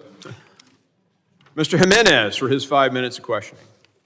Thank you, Mr. Chairman, and thank you, Madam Secretary, for the fine work that you've done. I also want to thank you for approving the members on this side of the aisle, and myself included, in our assertion through the last 4 years that what happened at the southern border was done willfully and purposely by the Biden administration, because nobody could be that dumb. Do you share that opinion? Sir, I believe it was a decision made by the previous president to not enforce our laws and to allow an invasion of our country. So all the claims by the other side of the aisle that we needed more money for the Biden administration, we need more people, et cetera, do you believe that was accurate, or do you believe that was inaccurate? No, sir, that was not true. That's absolutely, because the numbers speak for themselves.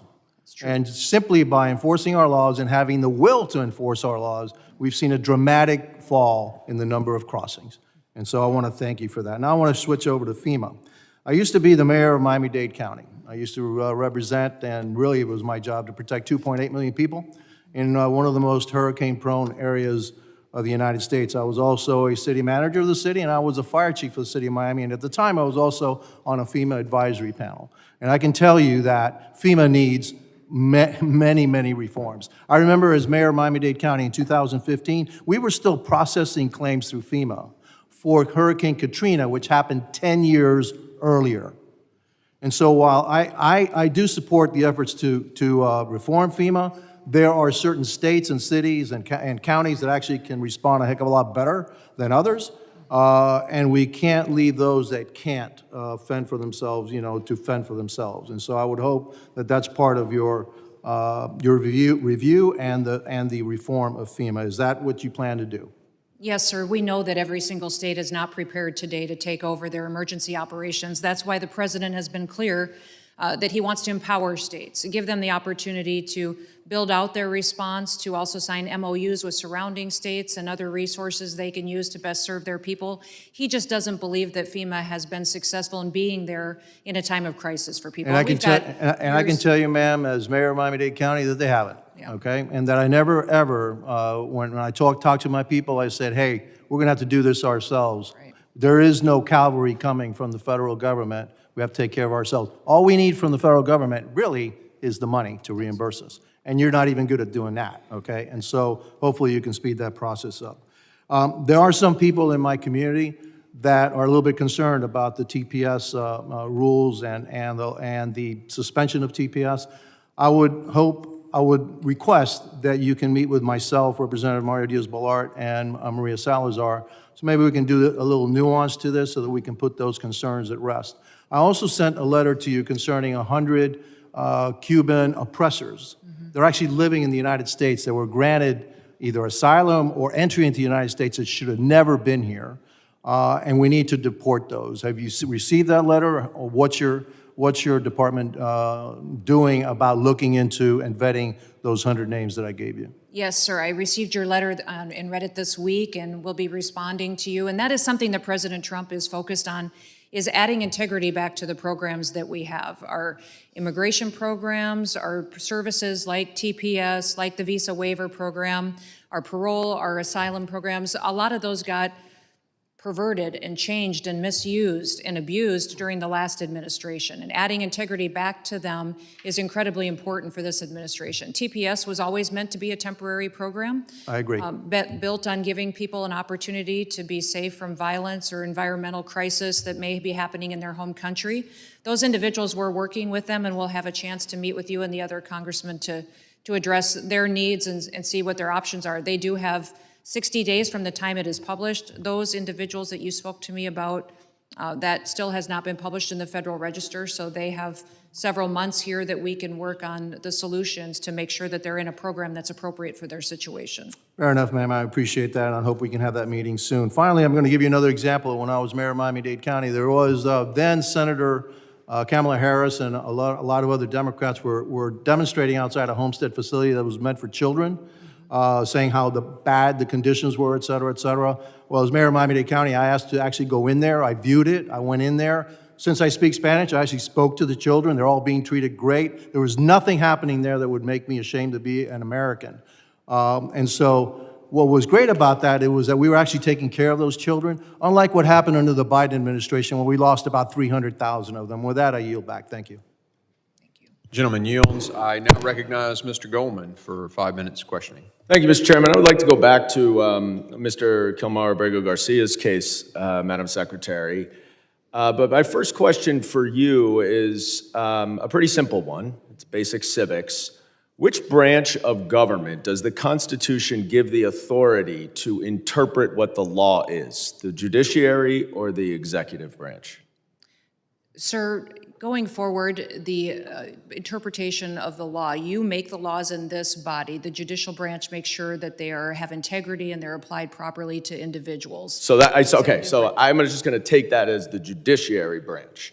Now, let's focus for a second on what the judiciary branch has said about this case. We know the Supreme Court has said 9-0 that notwithstanding your statements under oath here today, that Mr. Kilmar Abrego Garcia was afforded due process, he was in fact not afforded due process, because then if he were, you would have seen the withholding order that did not permit him to be deported to El Salvador.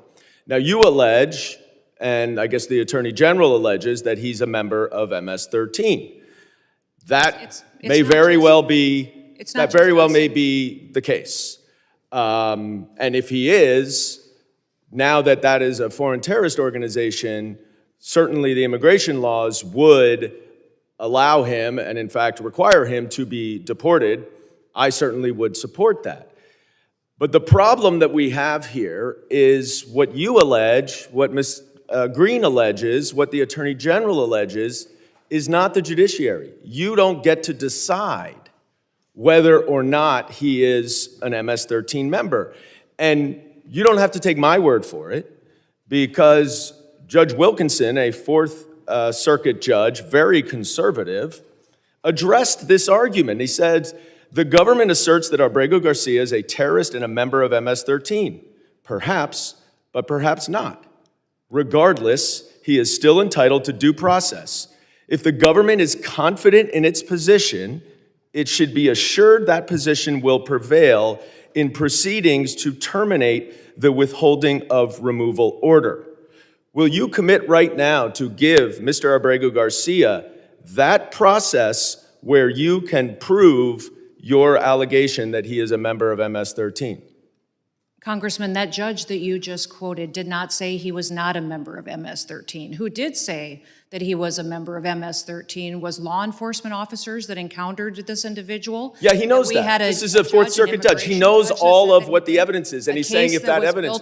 So you're not going to commit to follow this order. You won't commit to follow this court order. By the way, he identified Madam Secretary, himself. I reclaim my time. Stop filibustering. Stop filibustering. By gang members of MS-13. Will you give Mr. Abrego Garcia the due process that the Supreme Court and Judge Wilkinson has required you to give him? Abrego Garcia is an El Salvador resident who is in his home country. If he were to come back to this country, he would be immediately removed again. How do you know? He has received and been treated appropriately, So sir, and he is not. How can you say he's been treated appropriately if the Supreme Court has ruled 9-0? 9-0 that he hasn't been treated appropriately. Why is your opinion better and have more authority than the Supreme Court? Investigators, 2 judges, an immigration court that all said he was MS-13 and was removed from this country. But you understand, that is you saying that.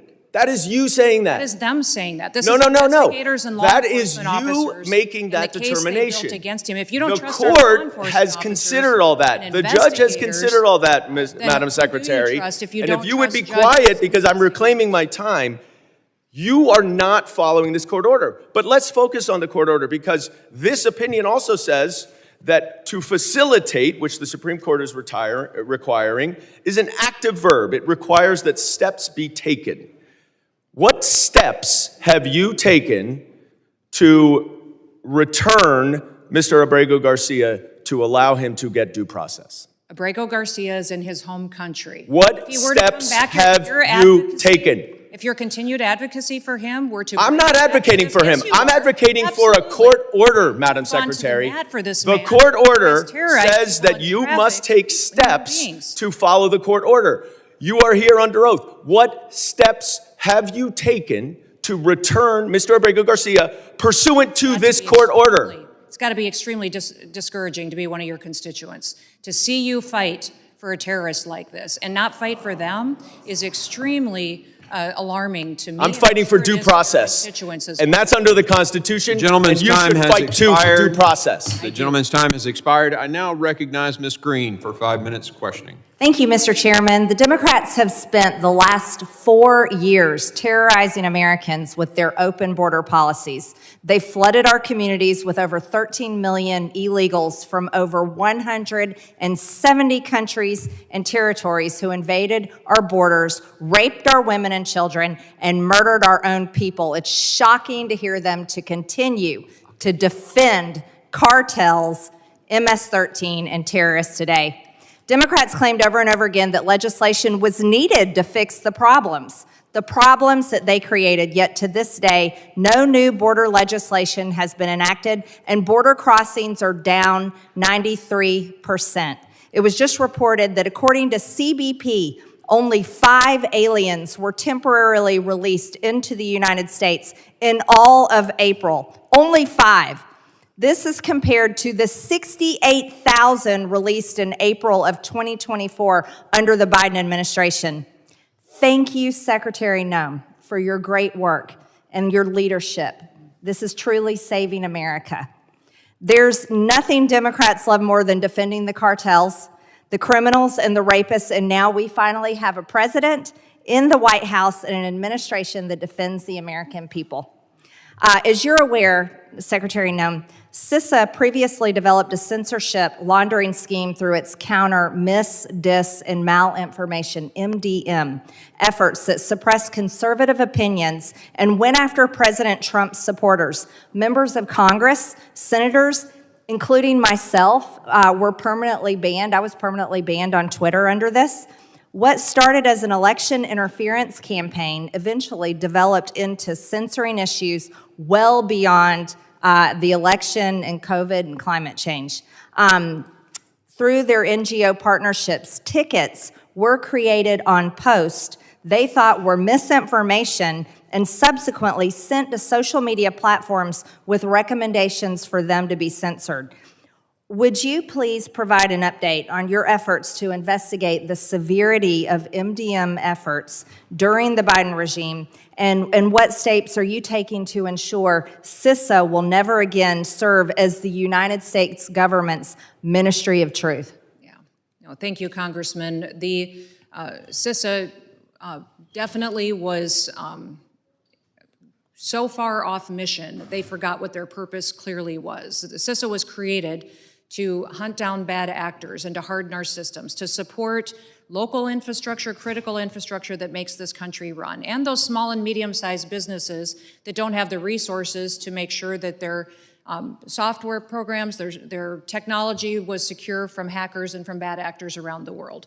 Instead, what they were doing by out there deciding what was truth, what wasn't truth, censoring what people could say, was not their mission whatsoever. And so we have stopped those activities. We have refocused our resources back onto the cybersecurity mission and ensured that CISA is cooperating with our local and state individuals and businesses to make sure that we're truly being proactive at not just hardening our systems, but stopping the attacks that we have from countries that hate us. So the Ministry of Truth, as what CISA was operating before, was wrongful actions that were taken by employees of this administration, the last administration, to go after political targets, to manipulate the information that Americans were receiving, and that has stopped. We have fallen far behind in what we've been able to do as far as cooperating with other intelligence agencies and with those at the state level to make sure that we're being proactive. And that's one thing that we have focused extremely hard on in the last several months, is ensuring that those relationships are built back up, that we're partnering with private businesses to get the support that we need to make sure that we are hardening America's systems, because we're vulnerable to our weakest link. And oftentimes our weakest link is that small business or individual that ties into our largest systems. Yes, thank you. No American should be censored by their government for their political beliefs and their statements. Thank you for that. Also, the Trump administration has committed to reuniting unaccompanied alien children lost or trafficked under the Biden-Harris administration back to their families and guardians. What efforts is DHS taking to ensure that these vulnerable children are safely reunited with their loved ones? Because the Biden administration lost hundreds of thousands of children. Yes, absolutely. We know that there was upwards to over 300,000 children that were lost during the last administration. So President Trump has made it a priority of every cabinet secretary and agency to make sure those children are located, that they are returned to safety. As you know, the refugee program and sponsors were greatly abused under the previous administration, and the Department of HHS is bringing some integrity back to that program and making sure that these children are cared for appropriately, and that someone is watching over them that truly has their best interests at heart, that really truly cares for them as a family member. I would say over 5,000 have been found, and our HSI individuals and law enforcement officers are continuing to identify them. Gentlelady's time has expired. I now recognize Ms. Ramirez for 5 minutes of questioning. Thank you, Chairman. Secretary, it's good to see you.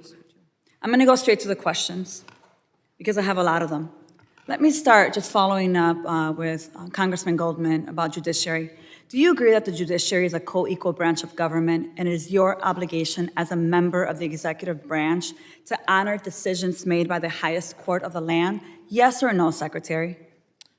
We are abiding by all federal judges' orders, absolutely. So yes, it's a co-equal branch of government. Okay, well, let me ask you a follow-up question to that.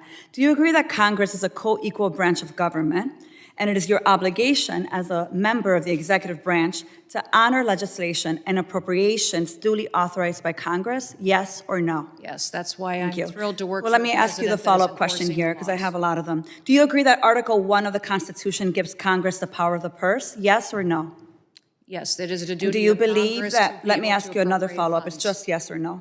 Do you believe you have the power to disregard congressional appropriations and unilaterally repurpose funds that have been duly appropriated by Congress? Yes or no? Ma'am, we are not doing that. So the We are answer to using you is dollars no. as to All how right, they well, were let me, it was a yes or appropriated. no, We're ensuring the Secretary. Let me programs have continue. Interestingly, you said no. But since you've been Secretary, You have repeatedly disregarded the law. You have illegally impounded funds that Congress appropriated and that your branch of government must implement pursuant to the law. Yet you've closed offices established in law, including the Office for Civil Rights and Civil Liberties, the Office of the Immigration Detention Ombudsman, the Office of the Citizenship and Immigration Services, and you've canceled contracts for programs authorized in law, including shelter and service programs and citizenship and integration grants. You've obstructed and roughed up members of this committee as they attempted to conduct congressional oversight, and then you vilified them. But my question is, if they were so bad, why were they allowed to go in after to conduct oversight? Let me just continue. You redirected funds to terrorize our communities. You created taxpayer-funded political propaganda campaigns to terrorize families and children who don't sleep at night because of the terror of those commercials that you are putting out there. You hold sick, disrespectful press conferences in my state where, let me be clear, you are not welcome. You corruptly used emergency authority to avoid procurement to make Trump's private prison donors richer by directing $45 billion for them to expand ICE detention centers. You defunded work to address real threats to the homeland, all while you pursued college newspaper editors, labor leaders, and even a Harvard scientist who failed to declare frog embryos at the airport. Clearly, we don't have time for all my questions, so I have 13 pages worth of questions that I will be submitting to the record that I expect you and the administration to answer. But here is my final question to you. When you took your oath, did you swear to support and defend the Constitution of the United States of America? Yes or no? Yes, I did. So I find that laughable. You don't behave like someone who takes that oath seriously. And let me tell you why. We don't live in a dictatorship or a monarchy. Trump's will is not the guiding doctrine of this nation, and our country is not a playground for his or your twisted authoritarian fantasies. We are a democracy. We defend the Constitution and we affirm the rule of law. We respect the co-equal branches of government and we uphold our rights, even when we disagree. The foundation of our nation is based on a core set of constitutional rights upon which our prosperity, our pluralism, and our peace depend on it.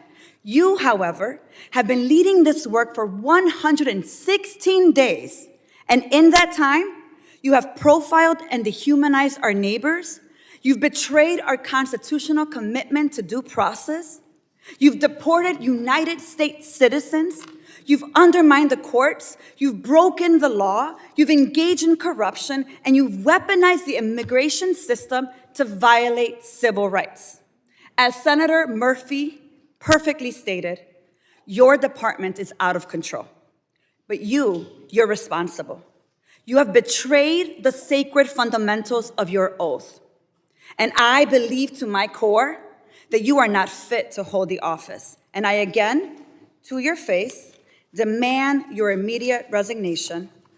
And I put it and place it on the record for all of us to see. With that, Chairman, I yield back. Generally yields. Mr. Gabarino is recognized. Thank you, Chairman. Madam Secretary, thank you so much for being here today. I'm the chairman of the Subcommittee on Cybersecurity Infrastructure Protection, so I work with CISA a lot. I have a few quick questions for you. Cybersecurity Information Sharing Act of 2015 provides the modern basis for information sharing between the private sector and the federal government. My subcommittee tomorrow will be having a hearing on CISA, the renewal of CISA 2015, since it expires in September. I'm just wondering, do you support the reauthorization of CISA 2015 ahead of its expiration? Yes, I do, sir. It's an incredibly important piece of legislation. Wonderful. Thank you very much. Another hearing that we had this year, we dealt with the proposed CIRCIA rulemaking process, and it started under the Biden administration. We heard from industry; they were not happy the way it went. I'm not happy with the way. I'm sure a lot of people aren't happy the way it went, and I still remain concerned that the scope of the proposed rules has strayed from congressional's intent. One of the things that came up at our hearing was whether or not CISA would consider to provide an ex parte process so we could get more comments from industry and hopefully get this back on track instead of starting over from scratch because it has to be done.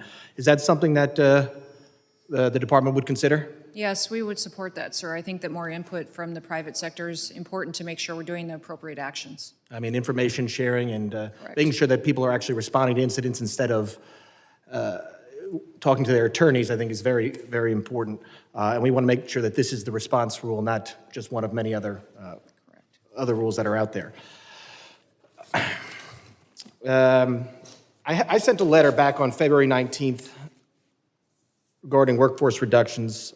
It was about CISA staff that was fired and their responsibilities and titles. I've not yet received a response. And given the growing number of the growing cybersecurity threat landscape and the administration's stated interest, which they have in addressing these threats, I'm concerned that reducing CISA's staff will not help CISA accomplish the mission of protecting cybersecurity, providing cybersecurity to the people that need it, or helping.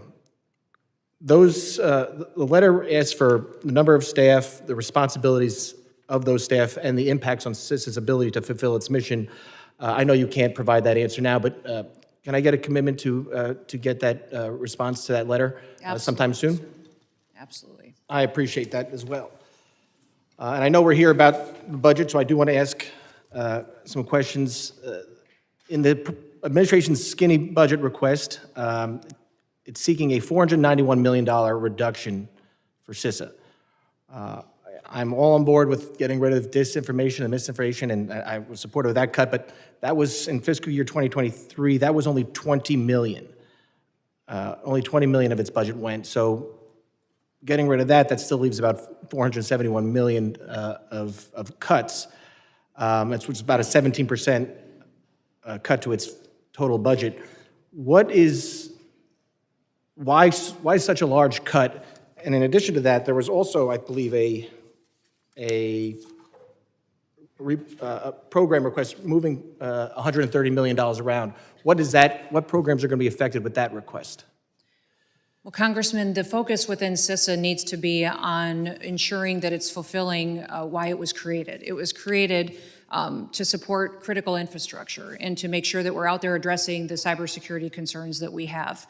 The reductions that you see are in the areas where it got off mission, where it was involved in mis, dis, and malinformation, and also the censorship activities. That's where the reflection is, but the cybersecurity side of CISA is strengthened and emboldened under President Trump's leadership and will be into the future, and making sure that we're giving them the tools that they need to create new partnerships. Those plans to partner with private industries will make us much more efficient and accountable to taxpayers while making sure that we actually have answers to some of the threats that we have in front of us. That's the thing that has alarmed me the most about CISA is the lack of information that they have, the lack of solutions that they have, and how they protect our critical infrastructure. And when you look at Volt Typhoon, it wasn't just that we're vulnerable. It's that the Chinese have proven, PRC has proven with bad actors that they can shut down our water plants, our electrical grid, that they have the ability to do that. And if we think something in the past like a pandemic or a crisis like that was scary, wait until people's electricity is gone or their water system shuts down. And so that is one of the reasons why CISA needs to be laser focused on truly what its mission is. Yeah, I appreciate that, and I'm out of time, but I also just want to say I hope we can work together on this, and I'm very excited for Mr. Planke's nomination. I think he's going to do a great job, and hopefully they can confirm him sometime soon. But I'd like to talk to you more about the budget when we have a chance. This time has expired. Chair recognizes. Mr. Chairman, I'd like to ask unanimous consent to enter for the record an article from the Oversight Project that quotes the Supreme Court case Gojek versus the United States that talks about Congress's power of oversight, stating that no committee of either the House or Senate and no senator and no representative is free on its or his or her own to conduct investigations unless authorized. And that was a Supreme Court case. I'd also ask you... Without objection, so ordered. Thank you. I also ask unanimous consent to enter for the record that the ICE facility that Democrats and one of our own members here stormed, according to the Secretary, Assistant Secretary, of Homeland categorized these detainees in ICE as murderers, terrorists, child rapists, and MS-13 gang members. Without objection, Mr. so ordered. Chairman, Thank you, Mr. Chairman. I have unanimous Mr. consent. Mr. Goldman is recognized. I would like to introduce an article just published by Bloomberg Government in which the acting director of Immigrations and Customs Enforcement acknowledges that any member of Congress has the right to show up at any detention facility with or without appointments, and that he will follow that law. Without objection, so ordered. Mr. Chairman, I have unanimous consent also. Gentleman's recognized. Thank you. I just want to also enter for the record Section 527A of the Department of Homeland Security Appropriations Act of 2024, that it says explicitly that members of Congress have the right to access ICE detention facilities with no prior notice at any time. If I could- Without objection. Thank you. So ordered. Ms. McIver is recognized. Thank you, Mr. Chairman and Ranking Member. A lot has been said, and I expect a lot more will be said about the department's interaction with members of this body when it comes to oversight. But this is not about me. Madam Secretary, it's not every day we have a cabinet member before this committee. As you know, the members of this committee have constitutional oversight responsibility for your department, and there are many things regarding this administration's Homeland Security policies that require our immediate attention. That is the work I am here to do today and every day. Secretary, this committee and the American people deserve answers for the actions of the Department of Homeland Security under this administration and the policies that have been put into place. The department has overseen a regime of cruelty, chaos, and deep disregard for human dignity, all under the pretense of security. The department is being mismanaged, and its policies undermine our nation's values. This does not make us safer, the exact opposite, exactly.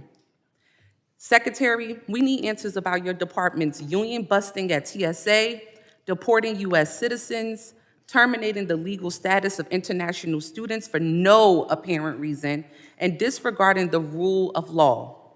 None of these issues at your department exist in a vacuum. In fact, they are all fundamentally connected to the administration's overarching cruelty. We want to hear from you because we are hoping you can make it make sense for us. Because with all due respect, we are all trying to understand why in the world this is taking place. In my district and around this nation, countless international students had their visas revoked without due process, without warning, and without any regard for how this would devastate their lives. These are students who came here to learn, to build their futures, and join our workforce, only to have the rug pulled out from under them by this department's actions.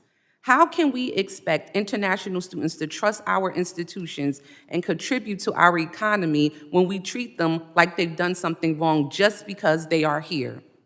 Are we no longer the home of the American dream? I also want you to understand DHS's impact on our entire workforce.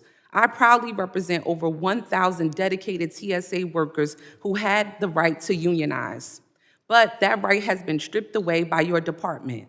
This is an attack on the people who safeguard our skies and whose dedication we rely on now more than ever.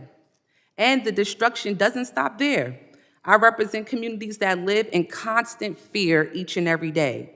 Families too terrified to step outside and send their kids to school, go grocery shopping, or take a trip to the doctor because of the harassment of ICE and Homeland Security. This isn't public safety, it's state-sponsored fear.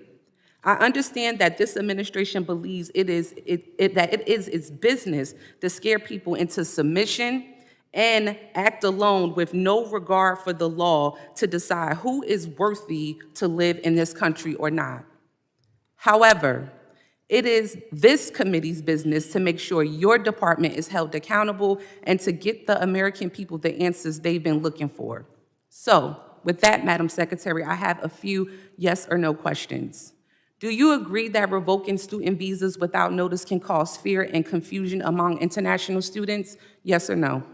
Congressman, I do not, Congresswoman, but yes or no? Congresswoman, I do not decide legal status or visa programs for I will students. take The that Department of as, State I'll take does. that as a yes. Do you support restoring full collective bargaining rights for TSA employees, yes or no? Ma'am, currently today, TSA does not have the Yes or ability no? to unionize. Okay, take that as a no. Do you believe that TSA workers should make a livable wage, yes or no? Yes, TSA workers are critically important to Thank our you for security that. Are you systems, for our aware airlines. that recent student visa revocations occur without due process or proper notification? Ma'am, I don't make a determination of status. Yes or The no? Department of State does I'm guessing that. you don't know? Okay. Do you believe that TSA workers have the right to better workplace conditions? Yes, absolutely. Okay, TSA great, thank you for workers are that. incredibly Do you important believe to that our- students should have an opportunity to appeal before their visas are revoked, yes or no? All processes are followed and that are set out as tools. I'm guessing and it's a no. Okay, processes one in more this last question in Congress. 9 seconds. Do you believe that that revoking collective bargaining rights for TSA workers affects their morale and job performance, yes or no? I believe TSA is critically important. Okay, in the I'll take future that and as, they have maybe been- you don't know, maybe it's yes or no. Gentlelady's time has That I- expired. I now that I recognize yield. Mr. Gonzalez for 5 minutes of his questioning. Thank you, Chairman, and thank you, Madam Secretary, for doing a wonderful job. And it's been a breath of fresh air. A lot of people like to talk about the border. I represent a large part of the border. The places that are on TV are the places that you have visited, the places that I represent, like Del Rio, like Eagle Pass, like El Paso, other places, and y'all have done a fantastic job. I want to start with BORTAC. BORTAC has been, when we talk about how do we go out and apprehend these hundreds of thousands, if not millions, of convicted criminal illegal aliens that are a threat to all our communities, BORTAC is always the answer. I recently met with them. They're based out of Fort Bliss. They're in El Paso. They're always the ones that go out and are doing the heavy lifting. If I'd love to put this on your radar. I know you're making a lot of budgetary decisions, and the administration is.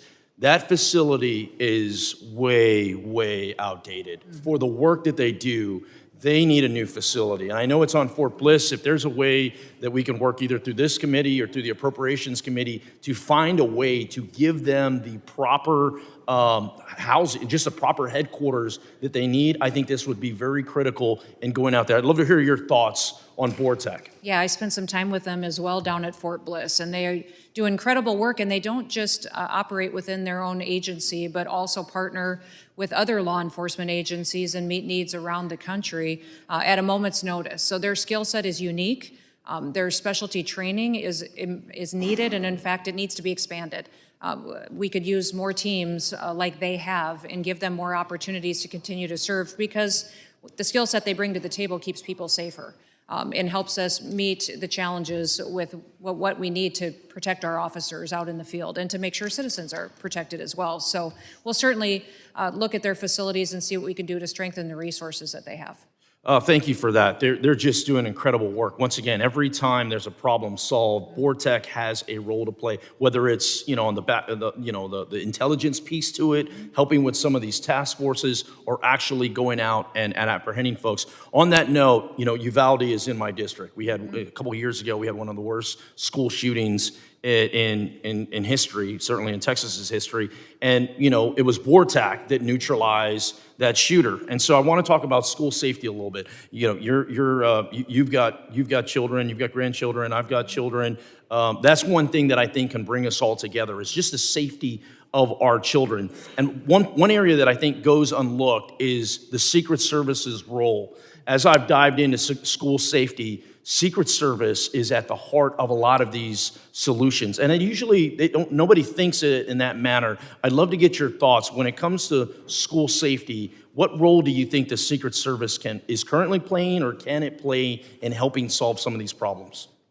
Well, right now, Secret Service is underutilized, and they also are under-resourced. If you look through our reconciliation request and also fiscal year 26 budget request, there's additional dollars that are needed to really give Secret Service the tools, the training, and the resources that they need to meet every single situation that they're involved in right now. Obviously, they have the protectee units and agents that are out there on the ground protecting individuals, and the most powerful in the world, but also they have an investigative side that is a skill set that many other agencies like to tap into and ask them for insight into. So working to protect our kids are our future.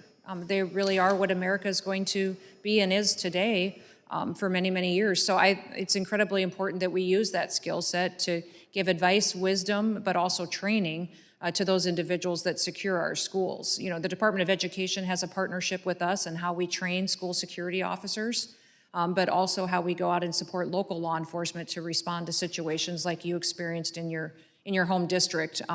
It's a tragedy that we can be better equipped for and prepared for in the future, and making sure that we're taking care of people ahead of time. That's it. And addressing the concerns and the flags that happen before we end up in a situation like you experienced. Yeah, I appreciate that response, and I'm really trying to get ahead of a problem, not wait for the problem to occur and then blame somebody else for why the problem was there. Like, let's just make sure our kids are safe as we harden schools, as we look for ideas to strengthen family units and do those different things. Once again, the Secret Service constantly continues to come up, so I look forward to working with you on that and other. One thing I would say is in the last several months, Secret Service recruitment has been up over 200%. Amazing. And under President Trump and the recruitment efforts that we've had for that agency, overwhelmingly people want to be a part of their mission in the future. You know, part of my schools, and I know I have just a little time, so part of my district, you know, the Guardian program where teachers are armed is what works for that community. Other communities, they don't want to have their teachers armed. That, in my eyes, that's for something for them to decide.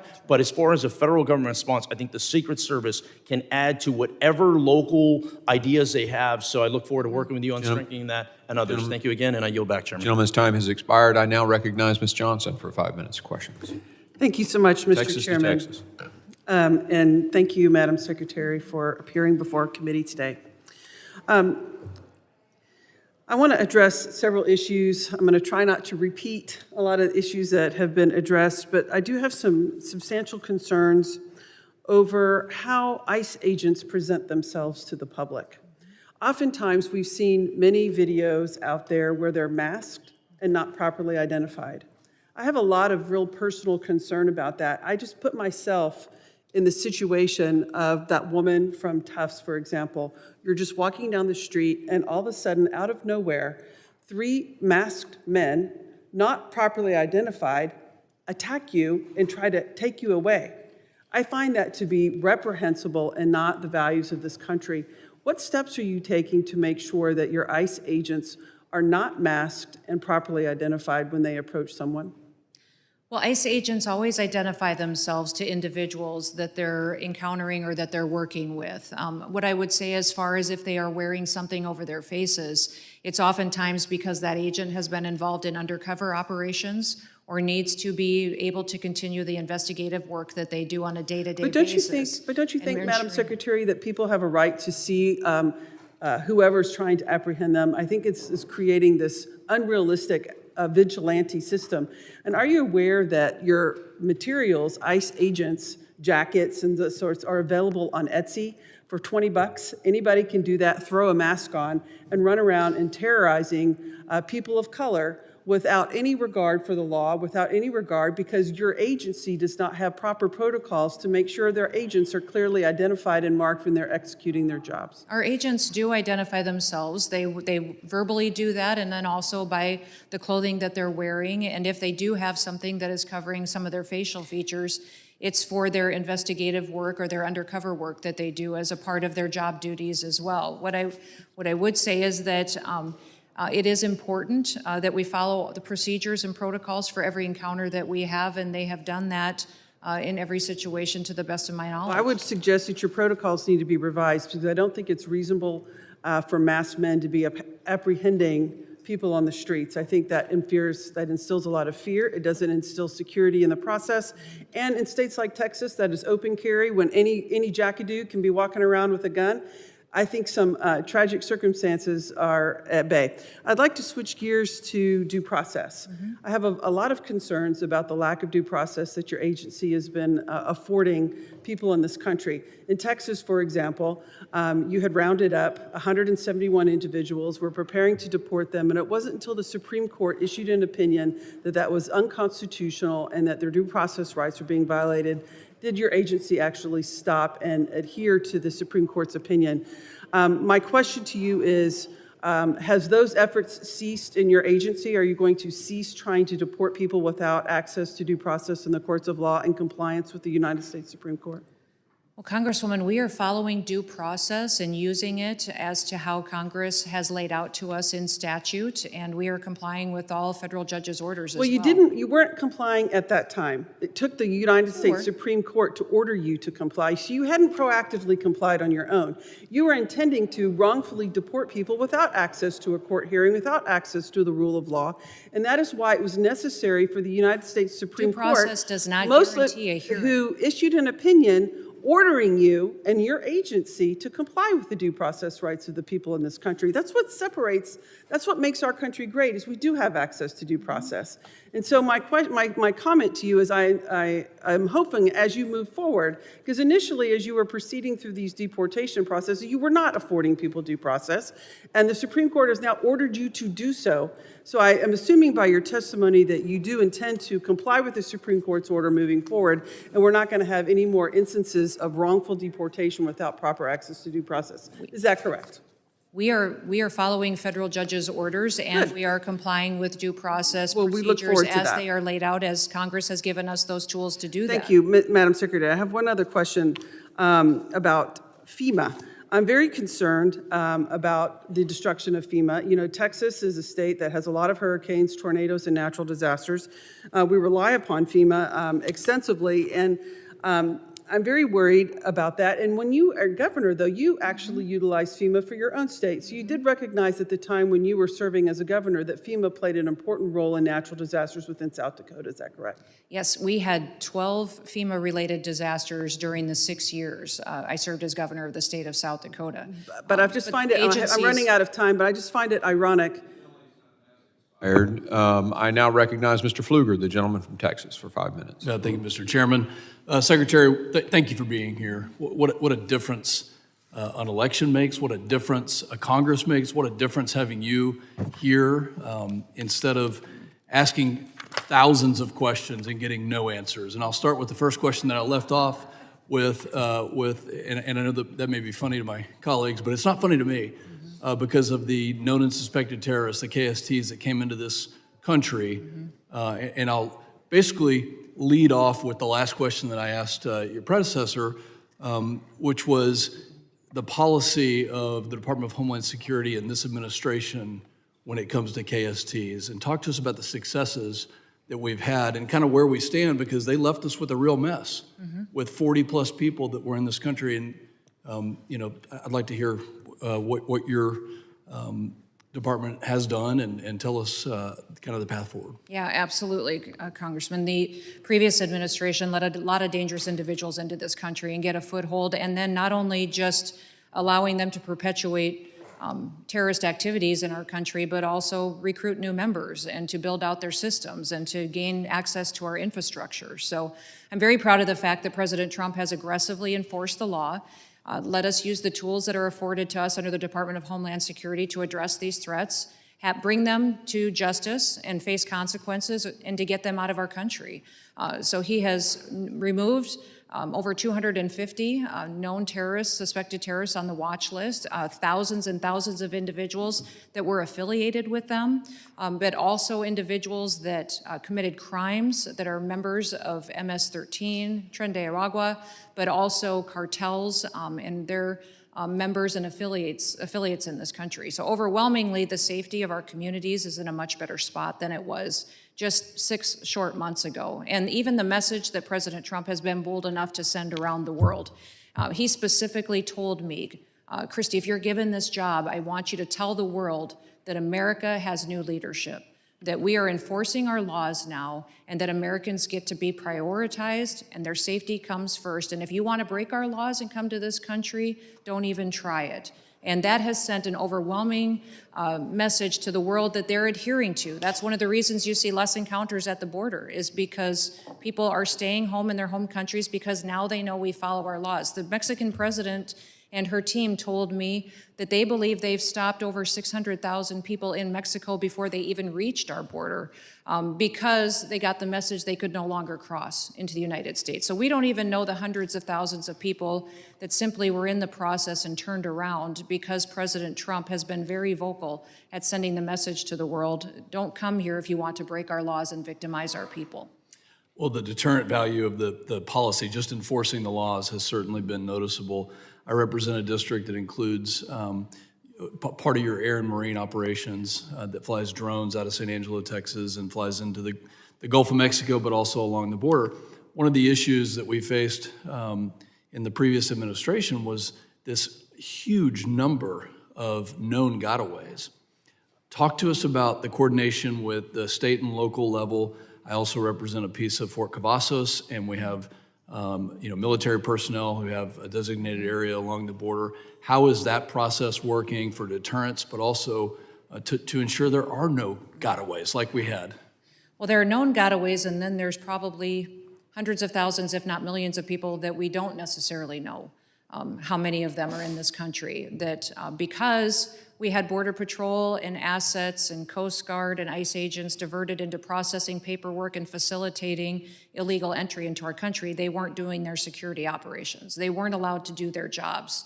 People have talked about me being out on the front lines with all of our components and agencies. I'll tell you why I'm there. The reason I'm walking alongside them is because I want to understand their jobs, where they don't have the equipment that they need, what authorizations and authorities they need to do their jobs. And overwhelmingly, they appreciate the fact that they finally have a secretary that shows up to walk alongside them, one that rides with them and doesn't ride over them and doesn't listen to them and has never been out in the field. They want me to be with them, and they're proud of the fact that I don't mind representing them and their agency to the rest of the world, saying I'm proud of the work that they do. We have a lot of gotaways. We also have some we don't even know that are in this country yet, and that's probably what keeps me up at night the most, is the fact that we don't really know the dangerous individuals that may be in this country that we have to get out before something happens that jeopardizes our national security. Secretary, thank you for being here and for your service. Our country is safer having you at the helm. And Mr. Chairman, yield back. Gentleman's time has expired. I now recognize Mr. Hernandez for 5 minutes of questioning. Thank you, Mr. Chairman. Madam Secretary, hi. I represent Puerto Rico in Congress, and although we may disagree as to how, I do agree that disaster response in this country needs to be reimagined and made more effective. And I sincerely look forward to and hope to be a constructive partner in that respect.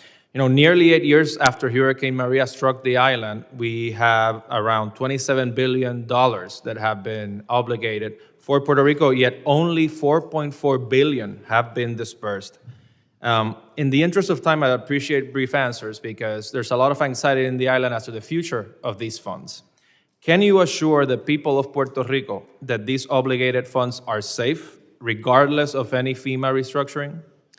That is the biggest concern that we have within FEMA right now, is outstanding claims. And the worst thing the federal government can do is to say that there is a claim here, it's valid, that we are committed to fulfilling that responsibility. I'm sorry, in the interest of time, could you say yes or no? So those claims are something my team is going through right now and evaluating, and President Trump is committed I will to assume following through. that the answer is no, and I'll proceed to the next question, and I hope that we can work to make sure that those funds get to the people.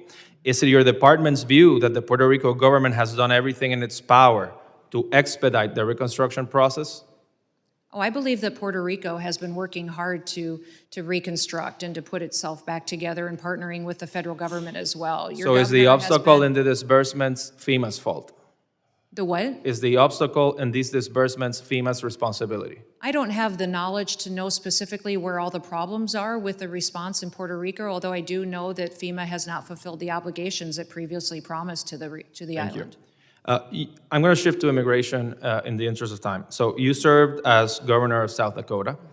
Would you advise governors to give public assurances that federal immigration enforcement will not take place in their state? Would I advise to governors that they not? That they give public assurances that immigration enforcement will not occur in their states? No, I prefer that governors partner with us to make their states safer. I believe that the relationships that we have on the ground in many states is absolutely critical to making sure. So the that answer is no. communities You and would not families are advise them to protected. tell their constituents, no, there will not be any enforcement in this state. Would you have publicly told immigrants, as governor in your state, not to worry about deportations because your state wasn't a border state like Texas or California? I felt as though my state was a border state because we were every day impacted by the drug trafficking and the human trafficking that was coming over the border and had put a foothold in the state of South Dakota. Every state was dramatically impacted. Okay, so by the open border policies you of would the not have told immigrants in your state, don't worry about deportation. You would not have said that. The laws need to apply equally to everybody. That's what is so discouraging about the previous administration is they picked winners and Okay, losers. so They that's, decided that who the it question applied has been to answered, that's and fine. who it didn't. You That would doesn't not, happen you would anymore. not say that. You Now would the not, law- you now would the tell your laws- constituents, immigration laws will be enforced in this state whether or not we are a border state like California or Texas. Laws will be enforced, absolutely. In January, the governor of Puerto Rico made an opposite claim. She told immigrants not to worry about deportations because we're not Texas or California. Days later, ICE conducted enforcement operations in immigrant neighborhoods in San Juan. Was that a responsible thing to say? I didn't hear her say that and haven't heard this before, but I believe that the partnerships we have with governors is extremely powerful in keeping their communities safe. That's a no answer. Was she aware, was she briefed by DHS about the immigrant raids that would happen in the ensuing days? I have no knowledge to that situation. What I will tell you is that every governor that I know of feels the responsibility of protecting their state, and they should be making the best decisions to secure their communities and their families that live there. And that includes telling people in their states or jurisdictions, the administration's policy is that there will be raids to detain people who were undocumented in their jurisdictions, not to tell them, don't worry, this will not happen here. I am not certain as to the situation you're speaking to. I'll get more information so that I can respond to you appropriately. But hypothetically, I'm not as certain what governor, would you have told the people of your state, the laws will be enforced here as in any other state? What I would tell my people of South Dakota is that my job is to work for them and to represent them and to be their leader and protect their best interests. That includes making sure that citizens of South Dakota are my #1 priority every day. I understand that, and I thank you for your time. And like I said at the beginning of my turn, I do look forward to working constructively on ways to reimagine FEMA and disaster response and to make sure that those funds, which today you have told us are not guaranteed for the people of Puerto Rico, are guaranteed and delivered on time. Thank you. Gentleman's time is expired. I now recognize Mr. Luttrell for 5 minutes of questioning. Thank you, Mr. Chairman. Madam Secretary, how are you today? I'd like to talk about the health and wellness of our operators, our DHS and immigration, everyone that's underneath your portfolio. I think the one thing that's often lost is that, you have military veterans in the room with you, and our role and responsibility was to put on a uniform in our body armor, and we deployed globally to fight terrorism. And we had to leave the country to do that. And the men and women under DHS, they put on their uniforms every day and deploy right out their front door. And that's challenging. That is a unforgivable, kind of space. And my focus in the veteran community and active duty service, as well as your department, is the health and wellness of our operators currently and after they leave the career. Can you shed some light on it? And to make another point, one of my lovely colleague from Texas was concerned about they cover their faces up and the kits that they wear, and I can understand that's aggressive. That's a posturing, and it's not. We don't get in gunfights every day, but the day that happens, you will appreciate the fact that you're wearing that uniform. And I'll also add, it's just, if you're presented with somebody that's got their face covered, that can be scary. I got it. But when you're dealing with terrorist organizations that are internal and on our borders, it's not the operator that they're going to go after. They'll take a picture of that face and go after the families. So it's anonymity for the operators too, which needs to be said because it's important to protect the men and women that work under your department. So if you will, please, can you kind of shed some light on me where we currently are now that you're the secretary for our health and wellness, cognitively and physically, and where we're going, please? Well, it is a concern for me, especially since we've seen an escalation in violence against our law enforcement officers, and specifically those even within the Department of Homeland Security. The aggression that they face every single day as a part of their job duties is something that we have to make sure that we recognize and that we have the tools to help them and their family be successful. So going forward and making sure that we're providing health care, but also mental health care is a priority of the department and this administration, recognizing that the previous administration let a lot of dangerous individuals, terrorists, and gang members and known cartel members into this country. And now, and they've recruited new members, and they've recruited homegrown terrorists that are citizens of the United States that are members of TDA now and MS-13 that present new and unique challenges. That is something that we have made a priority to make sure that we're equipping them, to prepare them for situations they're going to face with training and giving them the right equipment to protect themselves, but also when they step back from that line of duty, how we can help them be whole and go back and live a successful life with their family. What I would say is that it's difficult in areas of this country that were neglected for too long, especially in our Coast Guard. They're often very remote and isolated. They don't have access to specialty care, to mental health care, and it's my commitment to all of our departments and components in the Coast Guard that I get them that kind of care where they're located, because sometimes where they're stationed is not an area where that is available to them readily. Yes, ma'am. And my office, and myself included, look forward to working with you and your team on this. I'd hate for that to be lost in translation as hard as Coast Guard, Coast Guard, Secret Service, our agents, as hard as they work, it's not, and I can't say I disagree, but it's just something that's happening. We don't do baseline assessments on these operators, which we should absolutely do. We should track the health and wellness from start to finish. And then when we hand them off back to their families, hey, we have the in comfort knowing that they're going to be fine once they move on to the next chapter of their life. So I look forward to further conversations with you and your team. Thank you very much, Mr. Chairman. I yield back. Gentleman yields. I now recognize Mr. Kennedy from New York for 5 minutes questioning. Thank you, Mr. Chairman. Secretary Noem, thank you for your time before this committee. Today is a solemn day for my community in Buffalo, New York. 3 years ago, on May 14th, 2022, a gunman, motivated by racism and hatred, drove 2.5 hours from his home to the east side of Buffalo to carry out an act of domestic terrorism. Equipped with enhanced body armor, a tactical helmet, and a semi-automatic rifle, the gunman opened fire at a local grocery store in a predominantly black community. In just 123 seconds, he took 10 innocent souls that day, severely injured 3, and traumatized countless other individuals. Because of this act of domestic terrorism, radicalized and indoctrinated online, and carried out in the name of white supremacy, families in my community will never be whole again.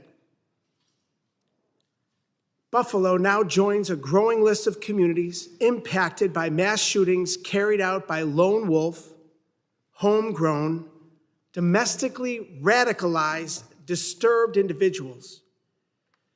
Secretary Noem, in your written testimony today, there's not one mention of this kind of threat to the homeland. You refer to foreign terrorist organizations. You refer to aliens who are affiliated with foreign terrorism. You refer to arrests of suspected gang members. Not once do you mention the term domestic terrorism, domestic terrorist, or lone wolf. There's a gaping hole in your testimony today. You fail to reassure this committee or the American people that you'll protect the homeland from bad actors, radicalized right here in the U.S., like the gunman who opened fire on my community 3 years ago today. There's been a systematic, intentional effort by your department and this administration since January 20th to ignore the very real threat posed by domestic terrorism. This is a blatant negligence made abundantly clear by the administration's budget and by President Trump's broader actions to defund the Department of Homeland Security initiatives that track and prevent domestic terrorism.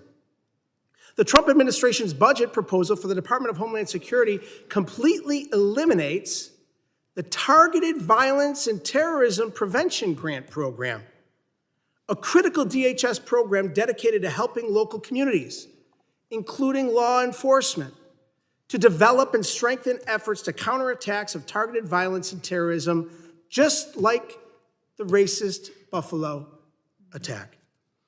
This exact grant program awarded nearly $1 million in the aftermath of the 514 shooting in Western New York to help close research gaps about the radicalization of domestic terrorists, develop violence prevention modules, and improve bystander intervention. This program was also used to harden safety and prevention efforts in other communities that experienced targeted domestic terrorism, including a school shooting in Oakland County, Michigan, and a pattern of other domestic terrorist incidents. The budget proposal you're defending today justifies the elimination of this funding by arguing it was, quote, weaponized to target Americans exercising their First Amendment rights, end quote. If the suggestion that an act of domestic terrorism, which took the lives of 10 innocent people and forever changed my community, qualifies as protected First Amendment speech, then explain that to the families of the victims who were killed that day. Under this administration, we have a Department of Homeland Security that is making excuses for domestic terrorists under the guise of free speech and insulting communities like mine, especially on a day like today, as we mark the anniversary of unimaginable violence and loss. We can do better, and we must do better. With that, Mr. Chairman, I yield back. Gentleman yields. I now recognize the gentleman from Alabama, Mr. Strong, for 5 minutes. Thank you, Mr. Chairman. Secretary Noem, thank you for aiding President Trump in securing our border after years of negligence and mismanagement. No new laws were needed. New leadership was the only piece of the puzzle missing. I'd also like to thank the hardworking men and women of DHS for their tireless dedication to safeguarding our nation. Last week, I spoke to the FBI Director Patel about a recent visit he had to Huntsville, Alabama, and Redstone Arsenal. We discussed the cost-effective location, distinct partnership opportunities, high quality of life for personnel, the remarkable talent pool, and available room to grow. As you may know, I'm proud to host HSI XCOM South and the National Academy for Advanced Training and Leadership in my district, along with many companies and organizations that support DHS. I'd like to invite you to come see for yourself the phenomenal work occurring in North Alabama. Secretary Noem, I'm curious, are there plans to move DHS personnel and programs out of the Beltway and closer to the citizens they serve? Well, thank you for the question, Congressman. Currently, there aren't plans to move agencies or components outside of their offices, although we do believe that we need to be accountable to taxpayers and are evaluating every single mission set that each agency is tasked with and the individuals, how they are fulfilling it. So that is areas where you'll see reflected in our reconciliation ask and in our fiscal year 26 budget request. That reflects where those needs are, but also our ability to reprogram dollars that where the department got off mission and was perpetuating activities that were not a part of Homeland Security's reason for why it was created. Thank you. I'd also be remiss if I didn't mention my role as chairman of the Emergency Management and Technology Subcommittee, and I want to thank you for meeting with us in New Orleans. You made your schedule available to meet that committee right after you were confirmed, and we really appreciate that. As you can imagine, I have an interest in the work of FEMA Review Council and was pleased to see the announcement of 13 new members. Secretary Noem, the President's executive order said the council would have up to 20 members. Will additional members be added, and how are you coordinating with the White House on the council? Yes, absolutely. There is the potential for new members to be added, and that is a current evaluation that's ongoing with me and my team and the White House as well. So if you have recommendations, we certainly would continue to receive those. Thank you. We're excited about those recommendations. What do you anticipate the priorities of the council will be, and how can we support that work? Well, the priorities of the council is to evaluate FEMA as it stands today and how it can better be reformed and replaced to respond to people's needs in a time of crisis. What we can do to strengthen states, to give them more tools and resources to take care of their people and empower them to make decisions in in a critical response period. Many times you've seen over the years where the federal government has not shown up when they were expected to, and then even after a crisis was over, had committed to being there to help people restructure and to rebuild, and never followed through on it. We still have claims outstanding in FEMA from Hurricane Katrina, wildfire claims from out west that are 10 years old, where people said, we have this claim, this lost, FEMA committed to pay it and still has not followed through on that. We saw political targeting that happened in North Carolina, where individuals within FEMA decided who could get help and who didn't get help. So that needs to end, and this needs some integrity to it, and making sure the federal government's there for support, but the states are empowered to do the emergency response is very important to President Trump. That support was determined based on the political sign they had in the front yards of their home. That is correct. And that's totally unacceptable. Switching gears, I'd also like to highlight the great work of CISA to protect our infrastructure and mass gathering events. Their training and exercises help states and localities respond quickly and effectively to evolving threats. In Huntsville, Alabama, collaboration among the FBI, ATF, CISA Office for Bombing Prevention represents a national hub of expertise focused on countering bomb threats and the use of explosives by adversaries. Secretary Noem, can you speak to how CISA is working with interagency partners to secure infrastructure, particularly ahead of the World Cup and Olympics? Yeah, CISA is the federal cybersecurity agency. It is the priority point for all agencies to interact with and their connections to state and local governments. And many times CISA got siloed, and our CIA, FBI, intelligence agencies were siloed and not sharing information.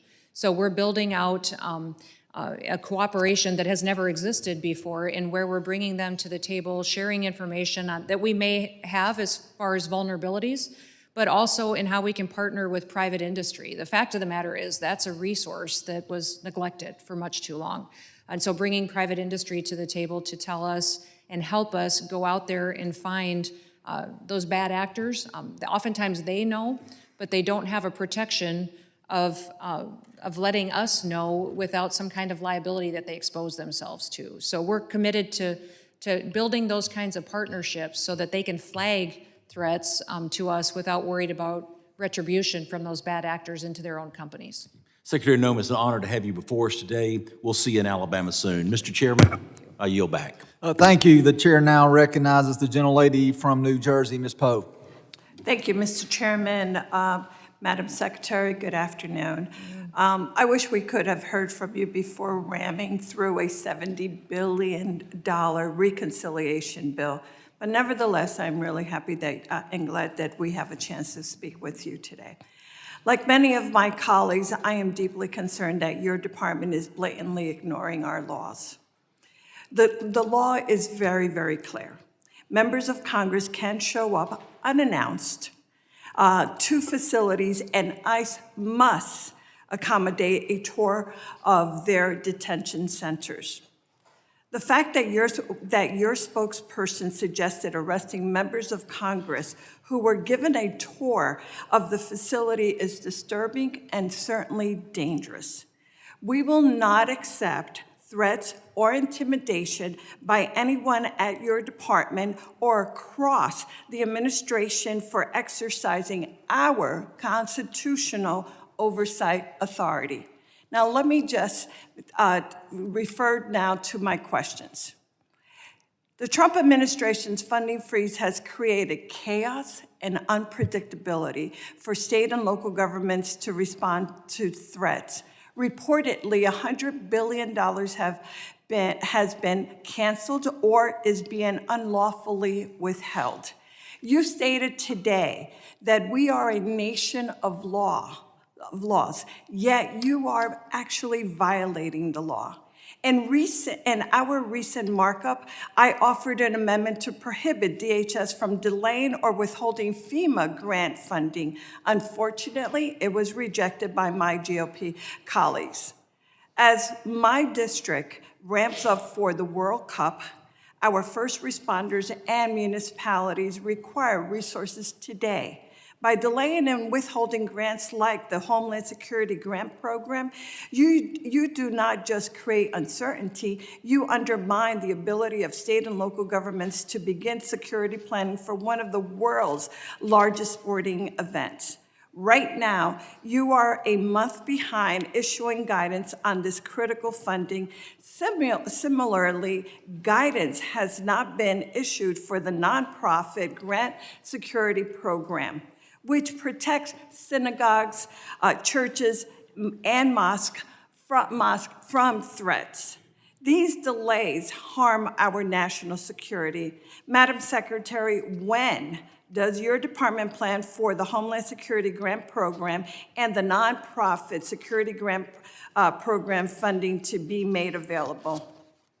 Congresswoman, every grant under the Department of Homeland Security is being evaluated to make sure that it's following statute as required by Congress as to how it should be allocated and obligated to local states and communities. So as many of those grants were paused and evaluated, you've seen that they've been continued and put out, but if they were misappropriated into things that were off of the guidance of how the grant should be utilized, then it was changed. But these grants that have been obligated and should go forward have been continued. Thank you. Thank you. Let me just real quickly, because I know our time is it's nearing to a close.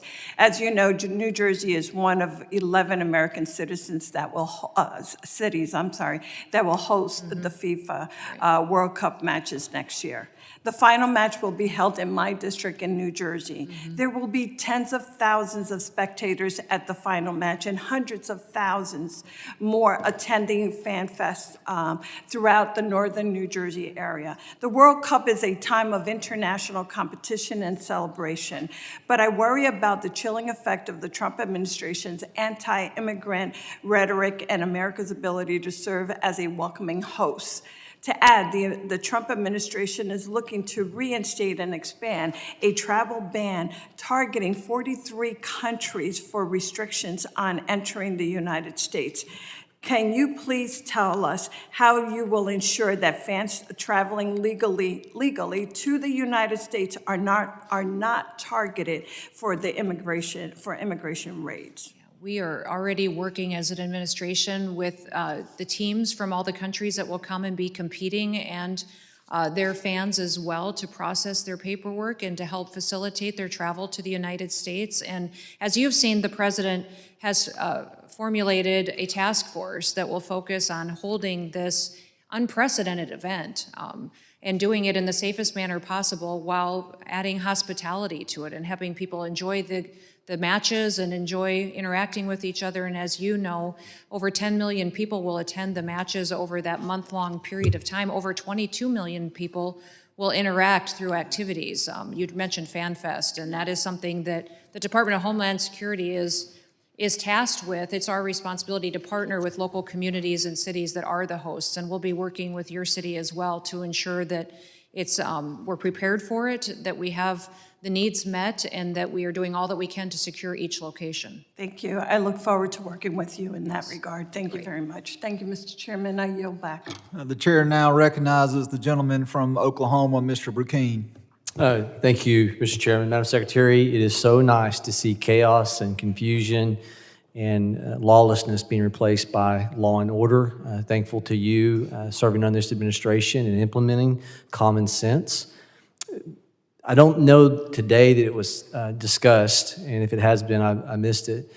The Colombian entity that was picked up in the last several days in Houston, convicted of murder that came across the border during the Biden administration, 21-year murder conviction sentence, and the very same ICE agents that were shoved and yelled and cursed at are the same ICE agents that are responsible for detaining and picking up this individual that was in the streets of Texas.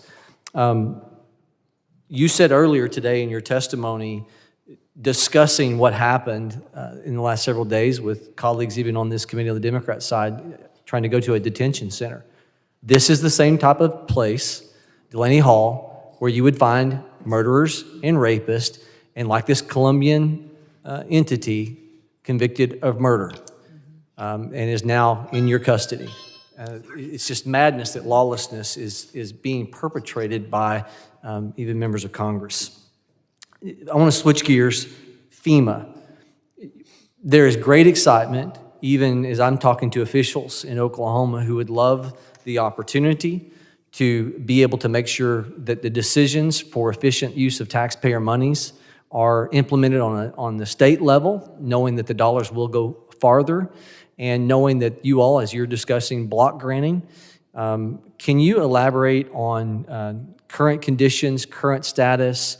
There are people all over the country, even, there's a Democrat member that is former emergency management who talks about the efficiencies that can be picked up on the state level. Can you talk about where you all are at, where we're headed on FEMA reform that can make the taxpayer dollar go farther? Yeah, we've got some incredible work ahead of us to do on FEMA and our response as a federal government and how we support states in this, and there's certainly a lot of people weighing in. We've got members of Congress on the House and the Senate side that have bills and legislation that they want to propose, but also I think it's important to have governors at the table because they're the ones who lead the response many times and know where the downfalls are. In many cases, there's hardworking FEMA employees that do their very best to deliver for those individuals in those communities. But what's happened in the past is that even under the previous administration, some of those FEMA employees were given the opportunity to not respond to a disaster if they didn't want to or if it wasn't convenient. And so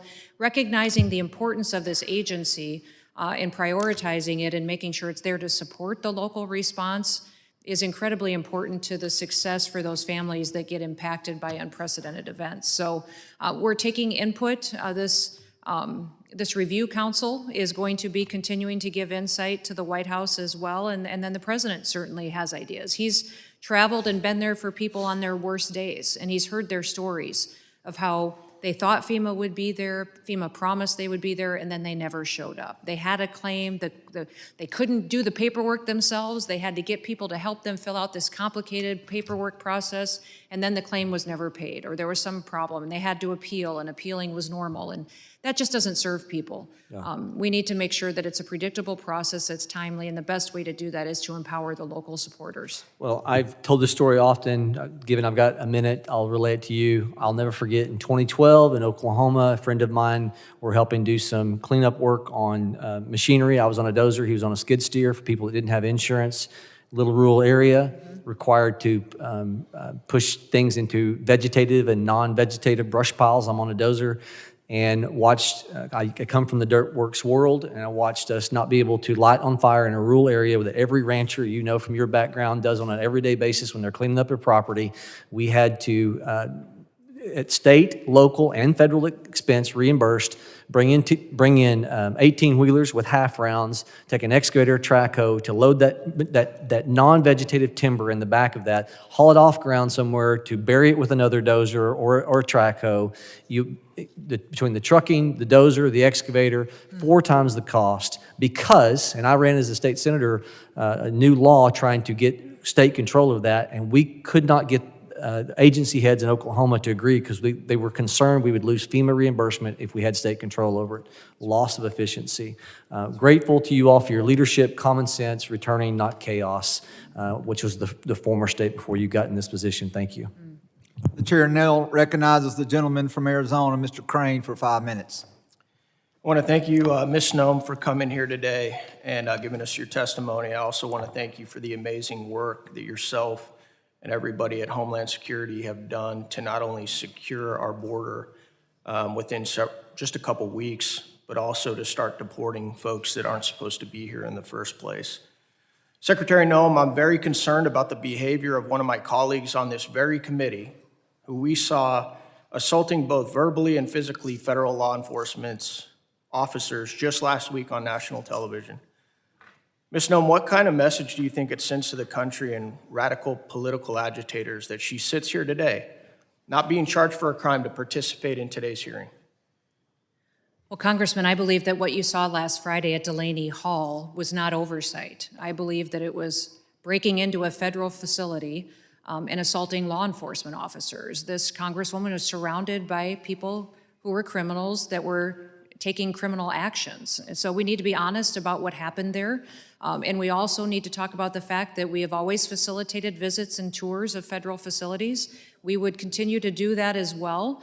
And we would encourage that they work with us to do that in the future rather than to do the unprecedented destructive actions that the Congresswoman and her colleagues engaged in last Friday. Ms. Noem, do you think her presence here today emboldens others to behave in the very same way? I think it would be sad if that's the testimony of what happened last Friday that gets perpetuated. I was shocked when I watched it and saw it, and was extremely discouraged to see that the colleagues that surround those three defend them.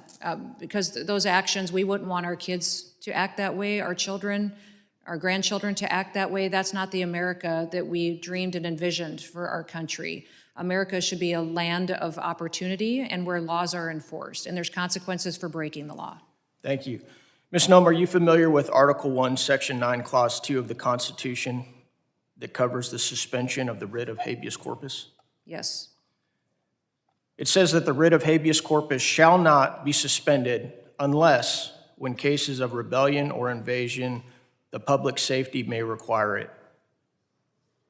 Are you aware of which presidents have suspended the writ of habeas corpus? I know that President Lincoln did. Yeah, also Roosevelt and President Grant. You testified under oath, I believe, that the Biden administration allowed an invasion into our country. Is that correct? That is correct. So do you think it falls under the constitutional guidelines that I just read to you? I'm not a constitutional lawyer, but I believe it does. You've also witnessed that the Democrats here today and also radical activist judges are trying to halt and deny the president's agenda to carry out his constitutional duties to keep Americans safe and carry out his promise to the American people to secure the border and carry out mass deportations of those who have entered the country illegally.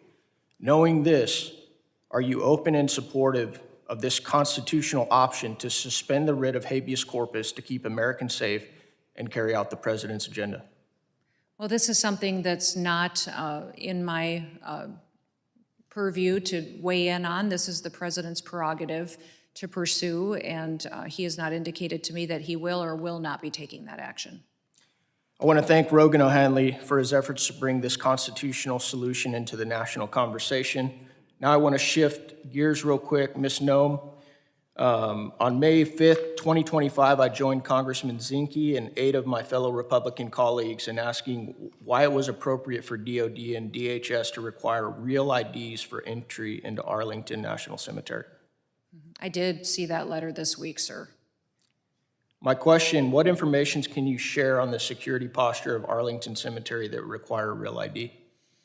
Well, sir, I'm not certain as to the procedures and the requirements at Arlington Cemetery. I do know that real ID at our airports for travel was required by statute and law change over 20 years ago. So that has been implemented on May 7th, and we have over 90% compliance that has happened at our airports since then. And overwhelmingly, the vast majority of travelers have had a real ID and have utilized that or a federally recognized ID going forward. But as far as what is required at Arlington Cemetery, I have not been in the knowledge of what those requirements are.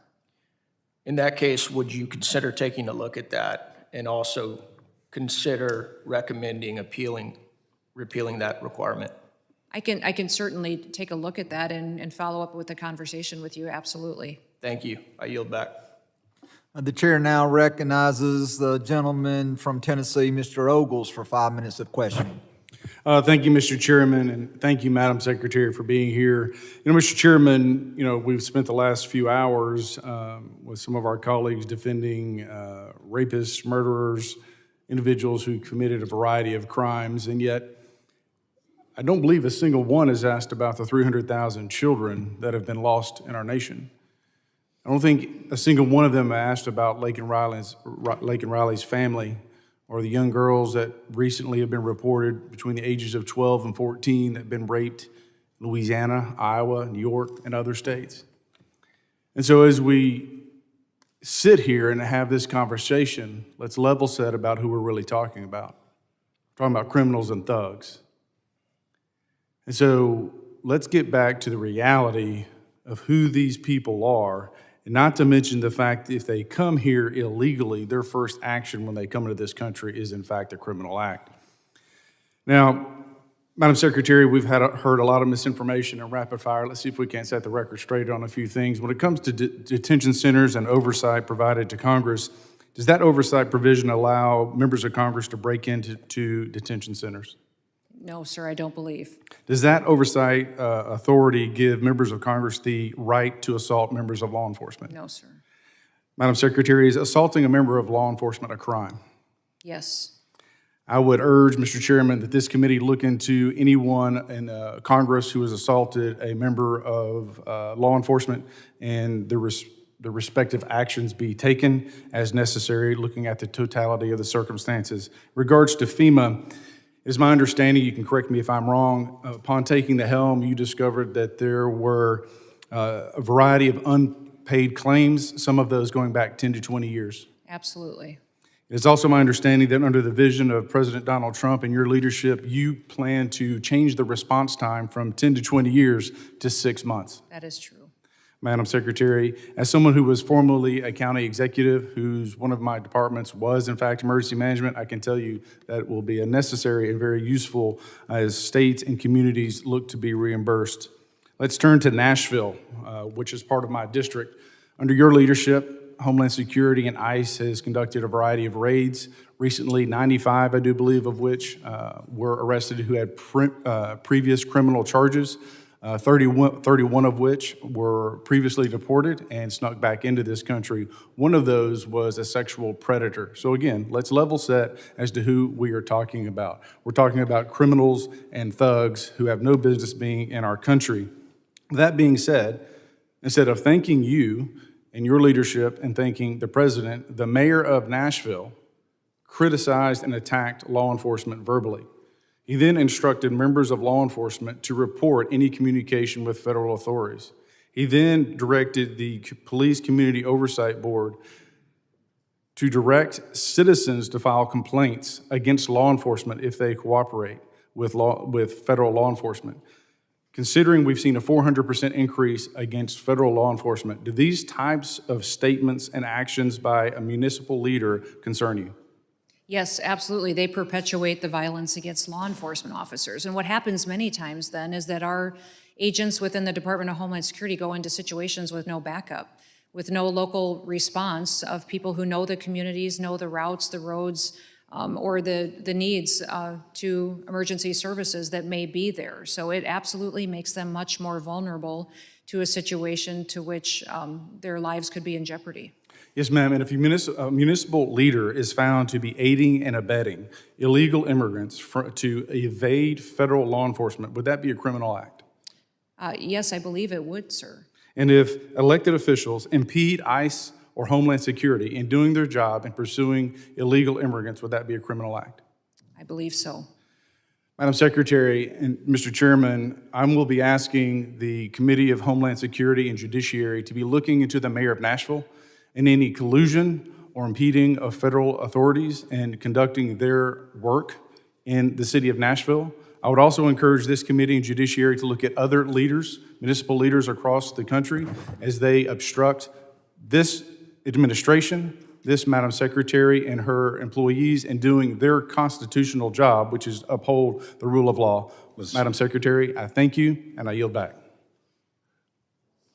Is the gentleman trying to offer a motion or what? I'm not.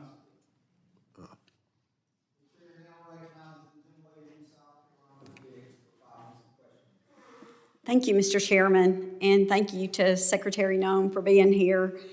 So I represent the 3rd District of South Carolina, and we're happy about the work that you and your team have done and continue to do to secure our border.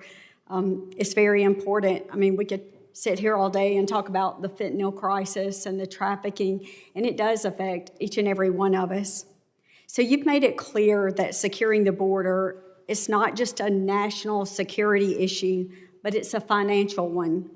Can you speak to how these enforcement gains translate into tangible cost savings for American taxpayers and counties in Middle America where local law enforcement have had to bear the strain of dealing with these cartel-fueled crime, and just as the fentanyl and the trafficking that I mentioned as well? Yes, the partnerships we've been able to build as a federal agency with local law enforcement and with state law enforcement has been key to helping make communities much safer in the last several months. Those state officials are so grateful to have someone come alongside them and help them address the public safety concerns and threats that they have and that they've been living with for the last several years. And so we have created, through the 287G program, there's also other programs out there to where we operate in a task force model to go out and do enforcement operations, but also to bring consequences for those that are criminally breaking our laws. Many times you have in areas where these people have committed multiple crimes and been re-released. In fact, in some sanctuary cities, that's still happening, where people have committed acts of murder or rape that are still out on the loose, but because local law enforcement isn't addressing the issue, we haven't been able to capture those individuals yet. So we're always grateful for law enforcement that cares about their community and will step up and help protect them from these violent criminals. Well, great, thank you. And I know you've worked hard with Governor McMaster, and he appreciates your efforts as well.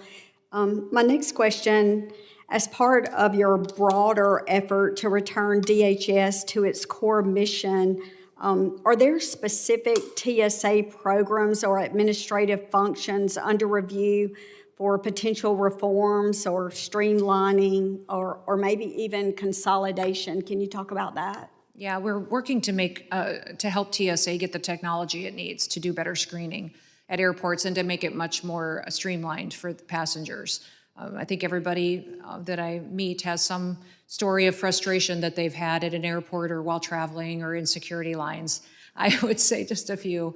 But I would say that the technology needs that TSA has have been neglected for far too long. So having exit lanes covered by gates instead of individuals would streamline it and help us secure the systems faster, making sure that we have the processes in place to streamline luggage and passengers without the need to take things out of bags and to take off shoes are things that are possible, but we need to invest in them. And that would not only help our transportation security officers be able to focus on their responsibilities, but it also would make it a much better experience for families that are trying to use our federal air system.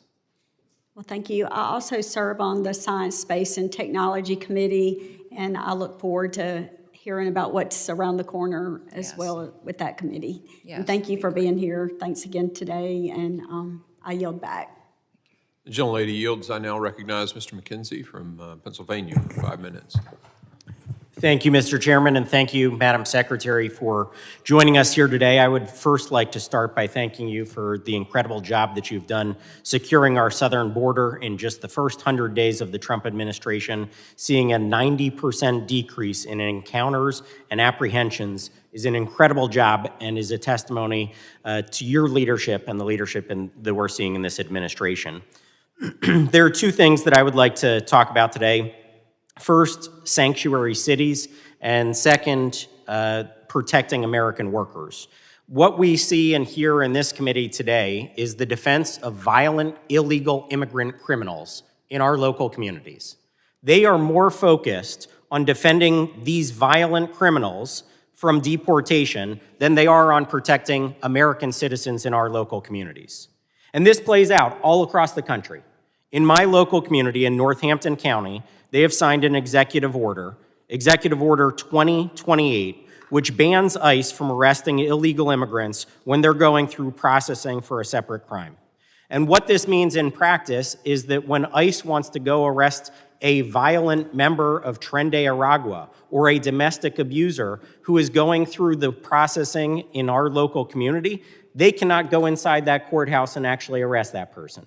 They have to stake out the courthouse outside, taking up hours of resources from law enforcement, potentially leaving our community more vulnerable. If that person were to go out a different exit of the courthouse and escape into our local community, they would be free to rain terror all across our beautiful Lehigh Valley. So when we see people talking about due process, and when we hear about upholding the rule of law, there are people all across this country who want to defend sanctuary city status in violation of federal law. In violation of federal law, yet they want to stand here as hypocrites and say that they are doing the defense of due process and upholding the rule of law. So my question to you, Madam Secretary, is what can we do to hold these people accountable, elected officials which are placing Americans in jeopardy all across our country? Yeah, in sanctuary cities and states across the country, they tie the hands of us to respond to the needs of the local community members. In many of them, even our law enforcement agents can't do their jobs because they're not allowing them into state-run facilities or to courthouses or to areas where they could interdict these criminals that at times are often violent criminals. We had an instance just recently where a murderer that committed a murder has been on the loose in a community, and that is a sanctuary city, and we're not able to find this individual yet because we have a lack of cooperation from local law enforcement. It not only endangers the public, but it endangers those officers. They go out there every day, and they live in those communities too. This is where their kids go to school, and they go to church, and where they live, and they're demonized because of the defense that these individuals and members of this committee on the Democrat side perpetuate by defending criminals over their constituents. And so it's disheartening, but the responsibility of immigration laws and enforcement lies with the federal government, and we will continue to pursue law and order as long as President Trump is in the White House. Well, I appreciate that, and I look forward to working with you to figure out how we can hold these local elected officials accountable to their actions, which endanger the safety of people all across our communities. Because ultimately, when we see bad policy like this, somebody is going to get hurt on the other end, and there needs to be accountability at the end of the day. The second thing I would like to talk about is protecting American workers. There have been numerous reports about how visas are being abused by foreign workers who come into our country, and then through things like the H-1B visa, for instance, are here doing short-term work as non-legal citizens, taking away jobs from American workers in places like the trucking industry.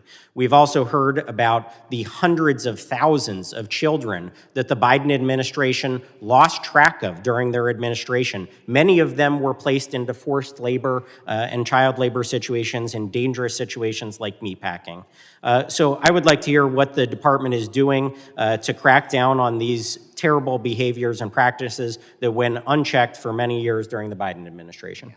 Absolutely. Well, we're partnering with all of our other federal agencies in a way that's really unprecedented to go after individuals that trafficked our children, that were involved in those operations, and then also to gather up their affiliates as well. You know, the Department of Health and Human Services is responsible for our refugee program, so adding integrity to that is very important, and make sure that when children come into our system, they may come in illegally or were trafficked in the past, that we're caring for them and returning them back to their families and to safe situations is very important. When you look at our visa programs, it's the Department of State that decides if a visa should be allocated to someone. It's the Department of Homeland Security that enforces that, that takes action on that. And we will continue to make sure that these programs are on task to why they were created, that they're being utilized for individuals who truly do love our country and recognize the opportunities our country provides them.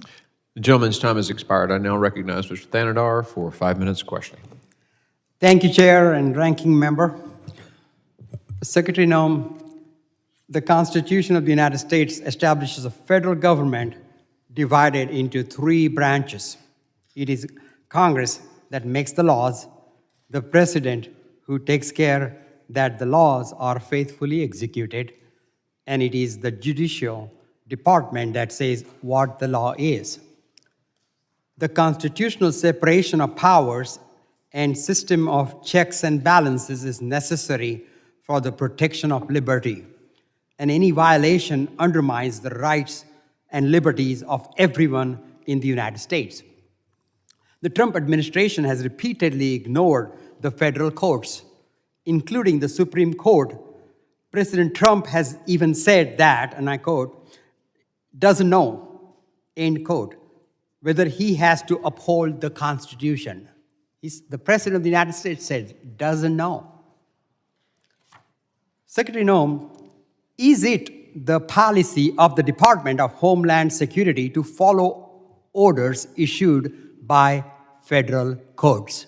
Yes, we are following all federal court orders. So the answer is yes? We are following all federal court orders, yes. Well, as just one of the many examples, a federal judge required FEMA, and I quote, immediately cease, end the quote, efforts to withhold disbursement of federal grant funding appropriated by Congress. The court later found evidence that FEMA, an agency under your purview, was in direct violation of the court orders. So court orders were not followed, as you see. Yes or no? We are following court orders. Grants are being reevaluated, but they are being obligated and appropriated according to how Congress has laid out. Well, Secretary Noem, we all took an oath to uphold the laws and Constitution of the United States. It is a sad day that I have to sit here and issue a reminder. You and the Department of Homeland Security must respect the Constitution and the courts. Mr. Chairman, I want to yield my rest of my time to the gentleman from New York. Gentleman yields. Mr. Goldman's recognized. Thank you, Mr. Tenedar. Secretary Noem, your opening statement includes a lot of data and numbers, but it doesn't mention asylum. How many people have claimed asylum since January 21st of this year?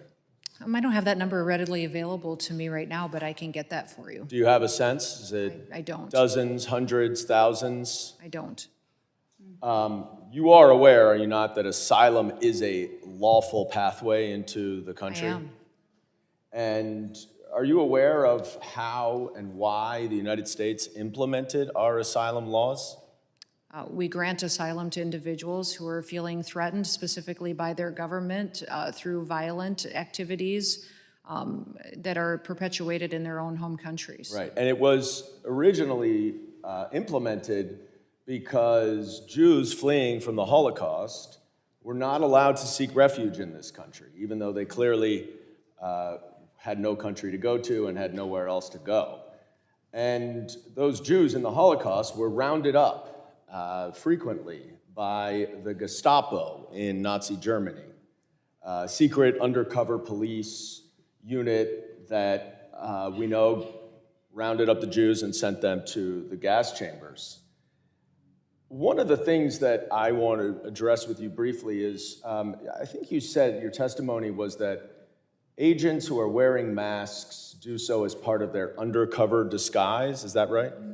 So if the need arises to where they have activities that require them to be undercover at times or to protect their identity to continue their work and their duties. So if that an may be agent utilized. is conducting an arrest and approaches an individual without their mask on, and then when alerted to being videotaped, puts their mask on, that's not to protect their identity from the individual who's being arrested, right? It could be, Congressman. I don't know the specifics of the situation. Is it the you're policy of referencing, the but it Department of Homeland Security now that undercover ICE agents are permitted to wear face masks when executing their official duties? Sir, it is allowed that they can if protecting their Is it in the identity is an policies? imperative part Do you of address their- face masks in the I'll have policies? to look and see if it's in our written policies. Because I'm not it's certain, but it's quite ironic, and No. I agree with the administration that is trying to ban face masks from anti-Semitic protests on campus, and yet our own law enforcement are wearing face masks to hide their identities. We are implementing the exact same policies that Joe Biden had in place for his. That is not any policy that I was did aware not of when I change any worked of with the the Department of Homeland Security. Gentleman's time has expired. The gentleman's time has expired. I recognize Mr. Knott for 5 minutes questioning. Thank you, Mr. Chair. Madam Secretary, thank you for your testimony today. And as someone who worked with law enforcement at every level, I know the dangers that they face and I know the reasons why they wear those masks, and equating ICE agents to anti-Semitic mobs is a disgusting analogy, and I'm sorry this committee just asked you those questions. But in regards to the threat that our country faces relating to the open border and the ill effects from it, I can't help but hear the silence when we hear the other side of the aisle. There is no protest to the open border. There's no protest to, at minimum, 10 million, up to maybe 15 or 20 million people who came to the country. I worry in some ways that we are becoming desensitized to all of the problems because there are so many. You know, surges in overdose deaths from fentanyl, surges in violence. We see compounding numbers of people who are terrorists coming into the country.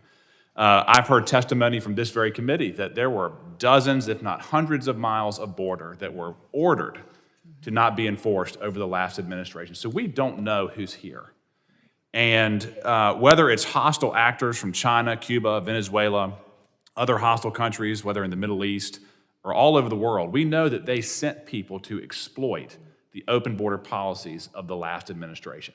Yes, drug trafficking, yes, human trafficking, yes, violence is all part of that, but so are threats that go well beyond that, you know, terrorist, national security threats, et cetera. And if we made perfect border policy from this point forward, we would still have a huge problem because of what the Biden administration did in your position.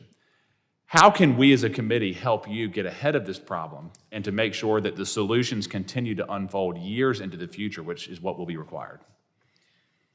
Well, a couple of things. One of the things that I think was most tragic of the last administration is they even prevented us from having data to start with. Yep. For instance, President Trump in his first administration opened the Voices office at ICE, which gave victims of illegal immigrant crime an opportunity to get information, to have support systems, to get case information, to know when that individual was in court, when they were going to be released. When President Biden became president, he shut that office down, which means that because it didn't exist, we don't truly know how many victims of illegal immigrant crime there are out there. We don't have the data. So continuing to have systems in place where you're bringing light to the fact that there are victims still out there and that people are still enduring criminal activity by illegal immigrants and that they shouldn't be prioritized over American citizens is very important. I would also say that making sure we have an opportunity to have the resources we need in order to do due diligence on enforcement operations and secure our border into the future is important, and then continue to highlight sanctuary cities and the danger that they are to our country, what they do to their families that live in them, that we aren't able to take enforcement actions that are efficient to really bring them justice. In terms of the task force officers, ma'am, that is obviously a program that I, as a federal prosecutor, used. It's a force multiplier in a very profound way. In terms of the numbers that are allocated to the department that you lead, do we need more task force officers? Is it fine where it is? Is there room to grow? What would you say? No, we're always looking for more partnerships. We have over 600 agreements in place now with state and local law enforcement agencies, which goes into over 6,000 officers out there that have been added to our ranks to help us out there with enforcement operations in states across the country. So now there is 6 states that this kind of partnership is not allowed. It's banned by the state government. So it would be helpful to have those addressed in those states so that we could form a partnership like this to compound our resources to really make sure we're bringing safety. It might be worth reaching out to individual counties at some point, because Yes, I know within those states, there are numerous counties who are furious about those prohibitions from the governor's mansions. Yes. So that would be something that we would love to talk to you about. And I'll close with this, ma'am. Thank you for the work you're doing. I worked under the Biden administration. It was overwhelming. And again, we have a serious problem for years to come just because of that 1 4-year term. And if we can be of service to this committee, please reach out to us. And again, thank you for the work that you and President Trump are doing. Appreciate I yield that. back. Thank you. Gentleman yields. I now, I think, recognize our last member making comments today. Mr. Garcia, you're recognized. Thank you, Mr. Chairman. Thank you for being here, Madam Secretary. And you said that you're committed to complying with the Constitution, which we of course all appreciate and think is important. Now, we all know that the Fifth Amendment states, and I just want to be very clear, that no person shall be deprived of life, liberty, or property without due process of law. The Fifth Amendment. Just to be clear in a simple yes or no, this actually says person. Is that correct, Madam Secretary? Correct. Thank you. And you are aware that person has been defined by the Supreme Court repeatedly multiple times means citizens and non-citizens. Simple yes or no, is that correct? Correct, I believe. Thank you. In an April 7th ruling just recently, the Supreme Court has reaffirmed, and I'll quote, "It is well established that the Fifth Amendment entitles aliens to due process under the law in the context of removal proceedings." But of course, the Department reported 230 people to be imprisoned indefinitely in brutal prison. We've deported U.S. citizens, as noted today, children without proper protections. We've illegally arrested students. And we know that just one of these students was released just last week, and you were mandated to do so. Now, the Fifth Amendment is clear. Madam Secretary, you committed to uphold the Constitution, is that correct? Yes. Thank you. And you now, of course, commit to following the Fifth Amendment, is that correct? Yes. Thank you. Now, Madam Secretary, you are violating that amendment as we speak, and you are breaking your oath. You are deporting people, and the department is deporting people without due process. We cannot deport U.S. citizens. Without due process, there is nothing that Donald Trump could essentially be stopped in grabbing people off the street. That's happening today. Now, maybe someone in government might not like your tattoos. Maybe they don't like how somebody votes. Maybe they don't want to see how someone represents your constituents in Congress. But if you can't see a judge, no one can protect you. And I hope that you and I and everyone here can agree with that. And apparently, not even the Supreme Court actually matters when it comes to the case, of course, of Kilmar Garcia. But let's remember that we're not just deporting people, we're sending some of them to be locked up in one of the most dangerous prisons in the world. Now, Madam Secretary, you've heard this case today, but I have to speak about it one more time. I think it's really important. This is Andrew Romero. He had an appointment to come to this country to claim asylum. We gave him that appointment. The United States government gave him his asylum appointment. He comes for his appointment, he passes a credible fear interview. He's a gentle person as described by his family. He's openly gay. He was leaving his country for persecution of being gay. He did everything right, claimed asylum, that was legal. And then we sent him to a dangerous prison at the border with no due process. There are claims about his tattoos. He has his parents' names on his tattoos and 2 crowns that relate to a festival back in his hometown. We are paying to lock this young gentleman up forever. What I would ask is the ambassador in El Salvador, we have asked for proof of life of Andrew. He has had no access to lawyers or family since he has been taken over a month now. No one knows if he's even alive. His mother just wants to know if he is alive. So my ask to you, Madam Secretary, is the same that I asked the ambassador. Can we do a proof of life check on Andrew just to see if he is alive? Congressman, we are utilizing the tools that Congress has given us to apply due process to individuals. We are doing that for every person, and we are making sure that we're following what you have given us as far as guidance and how things should be implemented. Would you commit to just letting his mother know, as a mother to mother, if Andrew is alive? He was given an asylum appointment by the United States government. We gave him an appointment. We said, Andrew, come to the border at this time to claim asylum. He was taken to a foreign prison in El Salvador. His mother just wants to know if he is alive. Can we check and do a wellness check on him? Our asylum applications are different than the granting of asylum, and I don't know the specifics of this individual case. This individual is in El Salvador, and the appeal would be best made to the president and to the government of El Salvador on this. This is not under my jurisdiction. And Madam Secretary, you have said that CICOT in El Salvador is one of the tools in the toolbox that you have. You have said that and has been quoted as saying that. You and the president have the ability to check if Andrew is alive and if he's not being harmed. Would you commit at least into looking and asking El Salvador if he is alive? This is a question that's best asked to the president and the government of El Salvador. And I think you know very well that you could ask that question. What you are choosing to do, Madam Secretary, is disregard this young man's life, this young man's family, who was given an appointment by the United States. I think it is shameful that you won't even request to see if this young man is alive. His family has no idea, has no access to lawyers. I would hope that we would have the humanity to just check if this young man is okay. With that, I yield back. It's shameful. Gentleman yields. I think we've covered everyone. Mr. Ranking Member, you're recognized for a closing statement. Thank you very much, Mr. Chairman. And I'd like to associate myself with Mr. Garcia's statement. I can't believe that we would send somebody or anyone from our country somewhere else and say, well, we cut off all communication. We're a better country than that. And I just thank Mr. Garcia for raising that question. Secretary Noem, at the start of this hearing, you stood here and took an oath to tell the truth, the whole truth and nothing but the truth, so help you God. Then you sat down and dodged the truth over and over and over for a little more than 3 hours, so help you God. You repeatedly testified that you and the Department of Homeland Security will follow the Constitution, the laws, and the order of the Supreme Court. Well, the Fifth Amendment of the United States Constitution says that no person shall be deprived of life, liberty, or property without due process of law.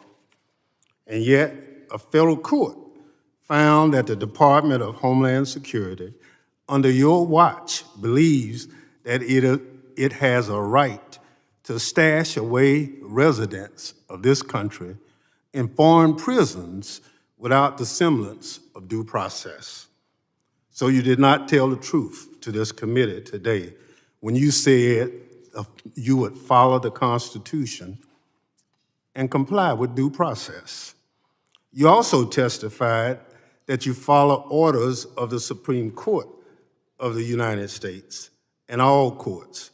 But the Supreme Court unanimously directed the government to facilitate the return of Kilmar Garcia to the United States. But you just testified before this committee that Kilmar Garcia will never return to the United States. So you didn't tell the truth to this committee again when you said that you comply with court orders and decisions. You've overseen the deportation of U.S. citizen children and have claimed that their parents chose to take their children with them. But you produced no evidence that the mother, let alone both parents, of those children freely gave consent to have their children deported from the United States. In fact, everyone involved in those cases say that the mothers, in fact, did not want their children, especially their sick American children, deported. In fact, your agency lured families to ICE appointments under false pretenses, lied to them, refused to let them speak with an attorney or children's father, and deported them before a court had time to even hear the case. You've given yourself the unilateral right to deport anyone you deem a threat. You refuse to comply with court orders that try to stop you. That puts all of us at risk. Beyond your false testimony about the administration's deportation policies, you falsely stated that the administration is focused on a full range of DHS's missions. Instead, your budget request appears to reflect a view that DHS's sole purpose is to be a border wall construction agency that deports U.S. citizen children with cancer. Your budget proposed cuts to cybersecurity, emergency preparedness, and aviation security. Even before asking Congress for these budget cuts, you've overseen mass reductions in the workforce at CISA and FEMA. Despite repeated requests from this committee on how many people have been fired or have been bullied into quitting before their tenure, DHS has refused to share that information. So it should worry every American that we do not know how many people are left at FEMA to respond to disasters and how many cyber defenders still work at CISA as China and other adversaries attack our systems every day. And you've made clear in response to my questioning, you have no plan, written plans for FEMA. It is very apparent that also is no plan for CISA, where you are trying to gut the agency's funding and falsely claiming that CISA is a censorship agency. Since CISA never censored anyone, but now we are all paying the price for you buying into a baseless conspiracy theory. Secretary Noem, I'm glad that you finally came to testify before this committee, but I'm disappointed, along with a lot of my Democratic colleagues, that you stood here and took an oath to tell the truth, then repeatedly failed to do so to this committee.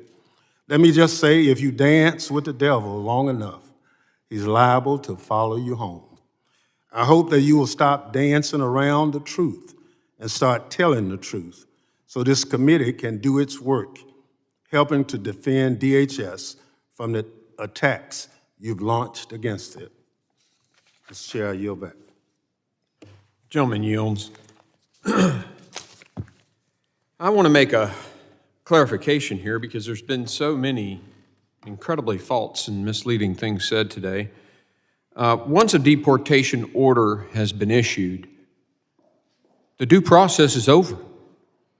The due process occurs prior to that, where the judge makes a decision with the information, oftentimes the help of NGOs, sometimes in the past funded by the federal government. But the judge issues an order, and there's well over 1 million people in this situation that are being deported appropriately. No lawyer is offered at that point. The judge has made a decision. The due process has already occurred. It's really important to make that point. People are not inhuman or violating the law. They're following the law. They're executing an order that's been presented by a judge. I saw a meme somewhere this week that said a society that makes war on its law enforcement better learn how to make friends with its criminals. You know, I've said this before, the left has this incredible heart for the criminal.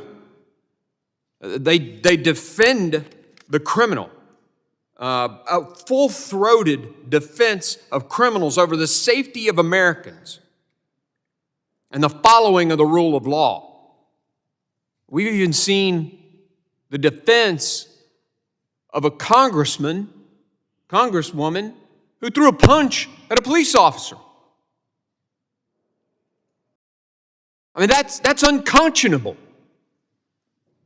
You know, if I was a 100% politician, and I'm not, but if I was a 100% politician, I'd be happy with that. Why? Because that's exactly the reason they lost every single swing state in the recent election, the border. This full-throated defense of criminals and the punching of law enforcement in the face. It's why they lost every single swing state, and Republicans gained in almost every state more votes than we'd ever gotten before. Because the American people recognize who the good guy really is. And it ain't Tren de Agua, or a guy who was driving 8 women, young women, through my state, and the Biden administration said, do not detain him. As I've said before, the left doesn't know a good guy from a bad guy. They street violent criminals and they want to defund ICE. That's been their mantra since I've been in this position. It's ridiculous. It's heinous. And yes, if I were a pure politician, I'd say, keep going, guys. But what it does is it breaks my heart. I am a combat veteran, and I have a kindred connection to those law enforcement agencies and agents who put their ass on the line, their lives on the line for our safety. And we're fussing about whether or not the guy has a mask on to protect his identity when he's an undercover agent. I don't know how many people made an issue out of that. Give me a break.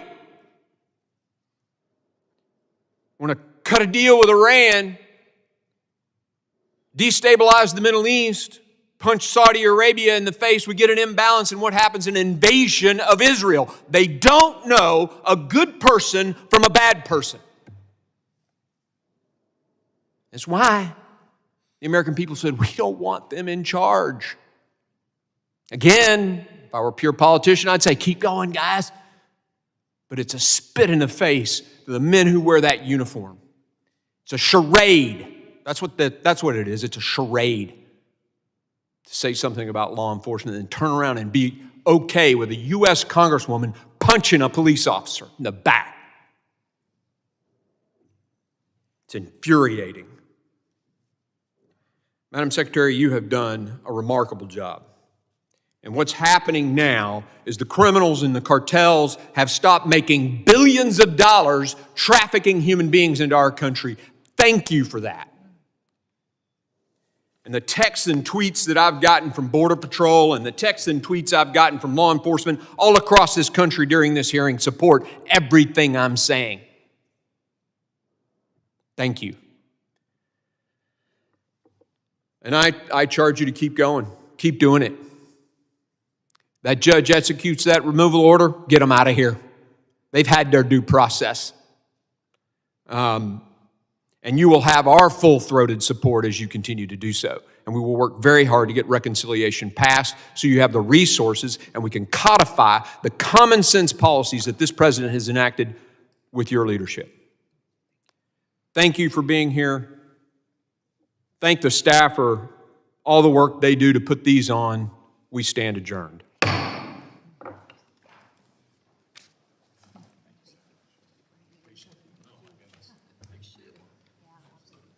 Let me know if there's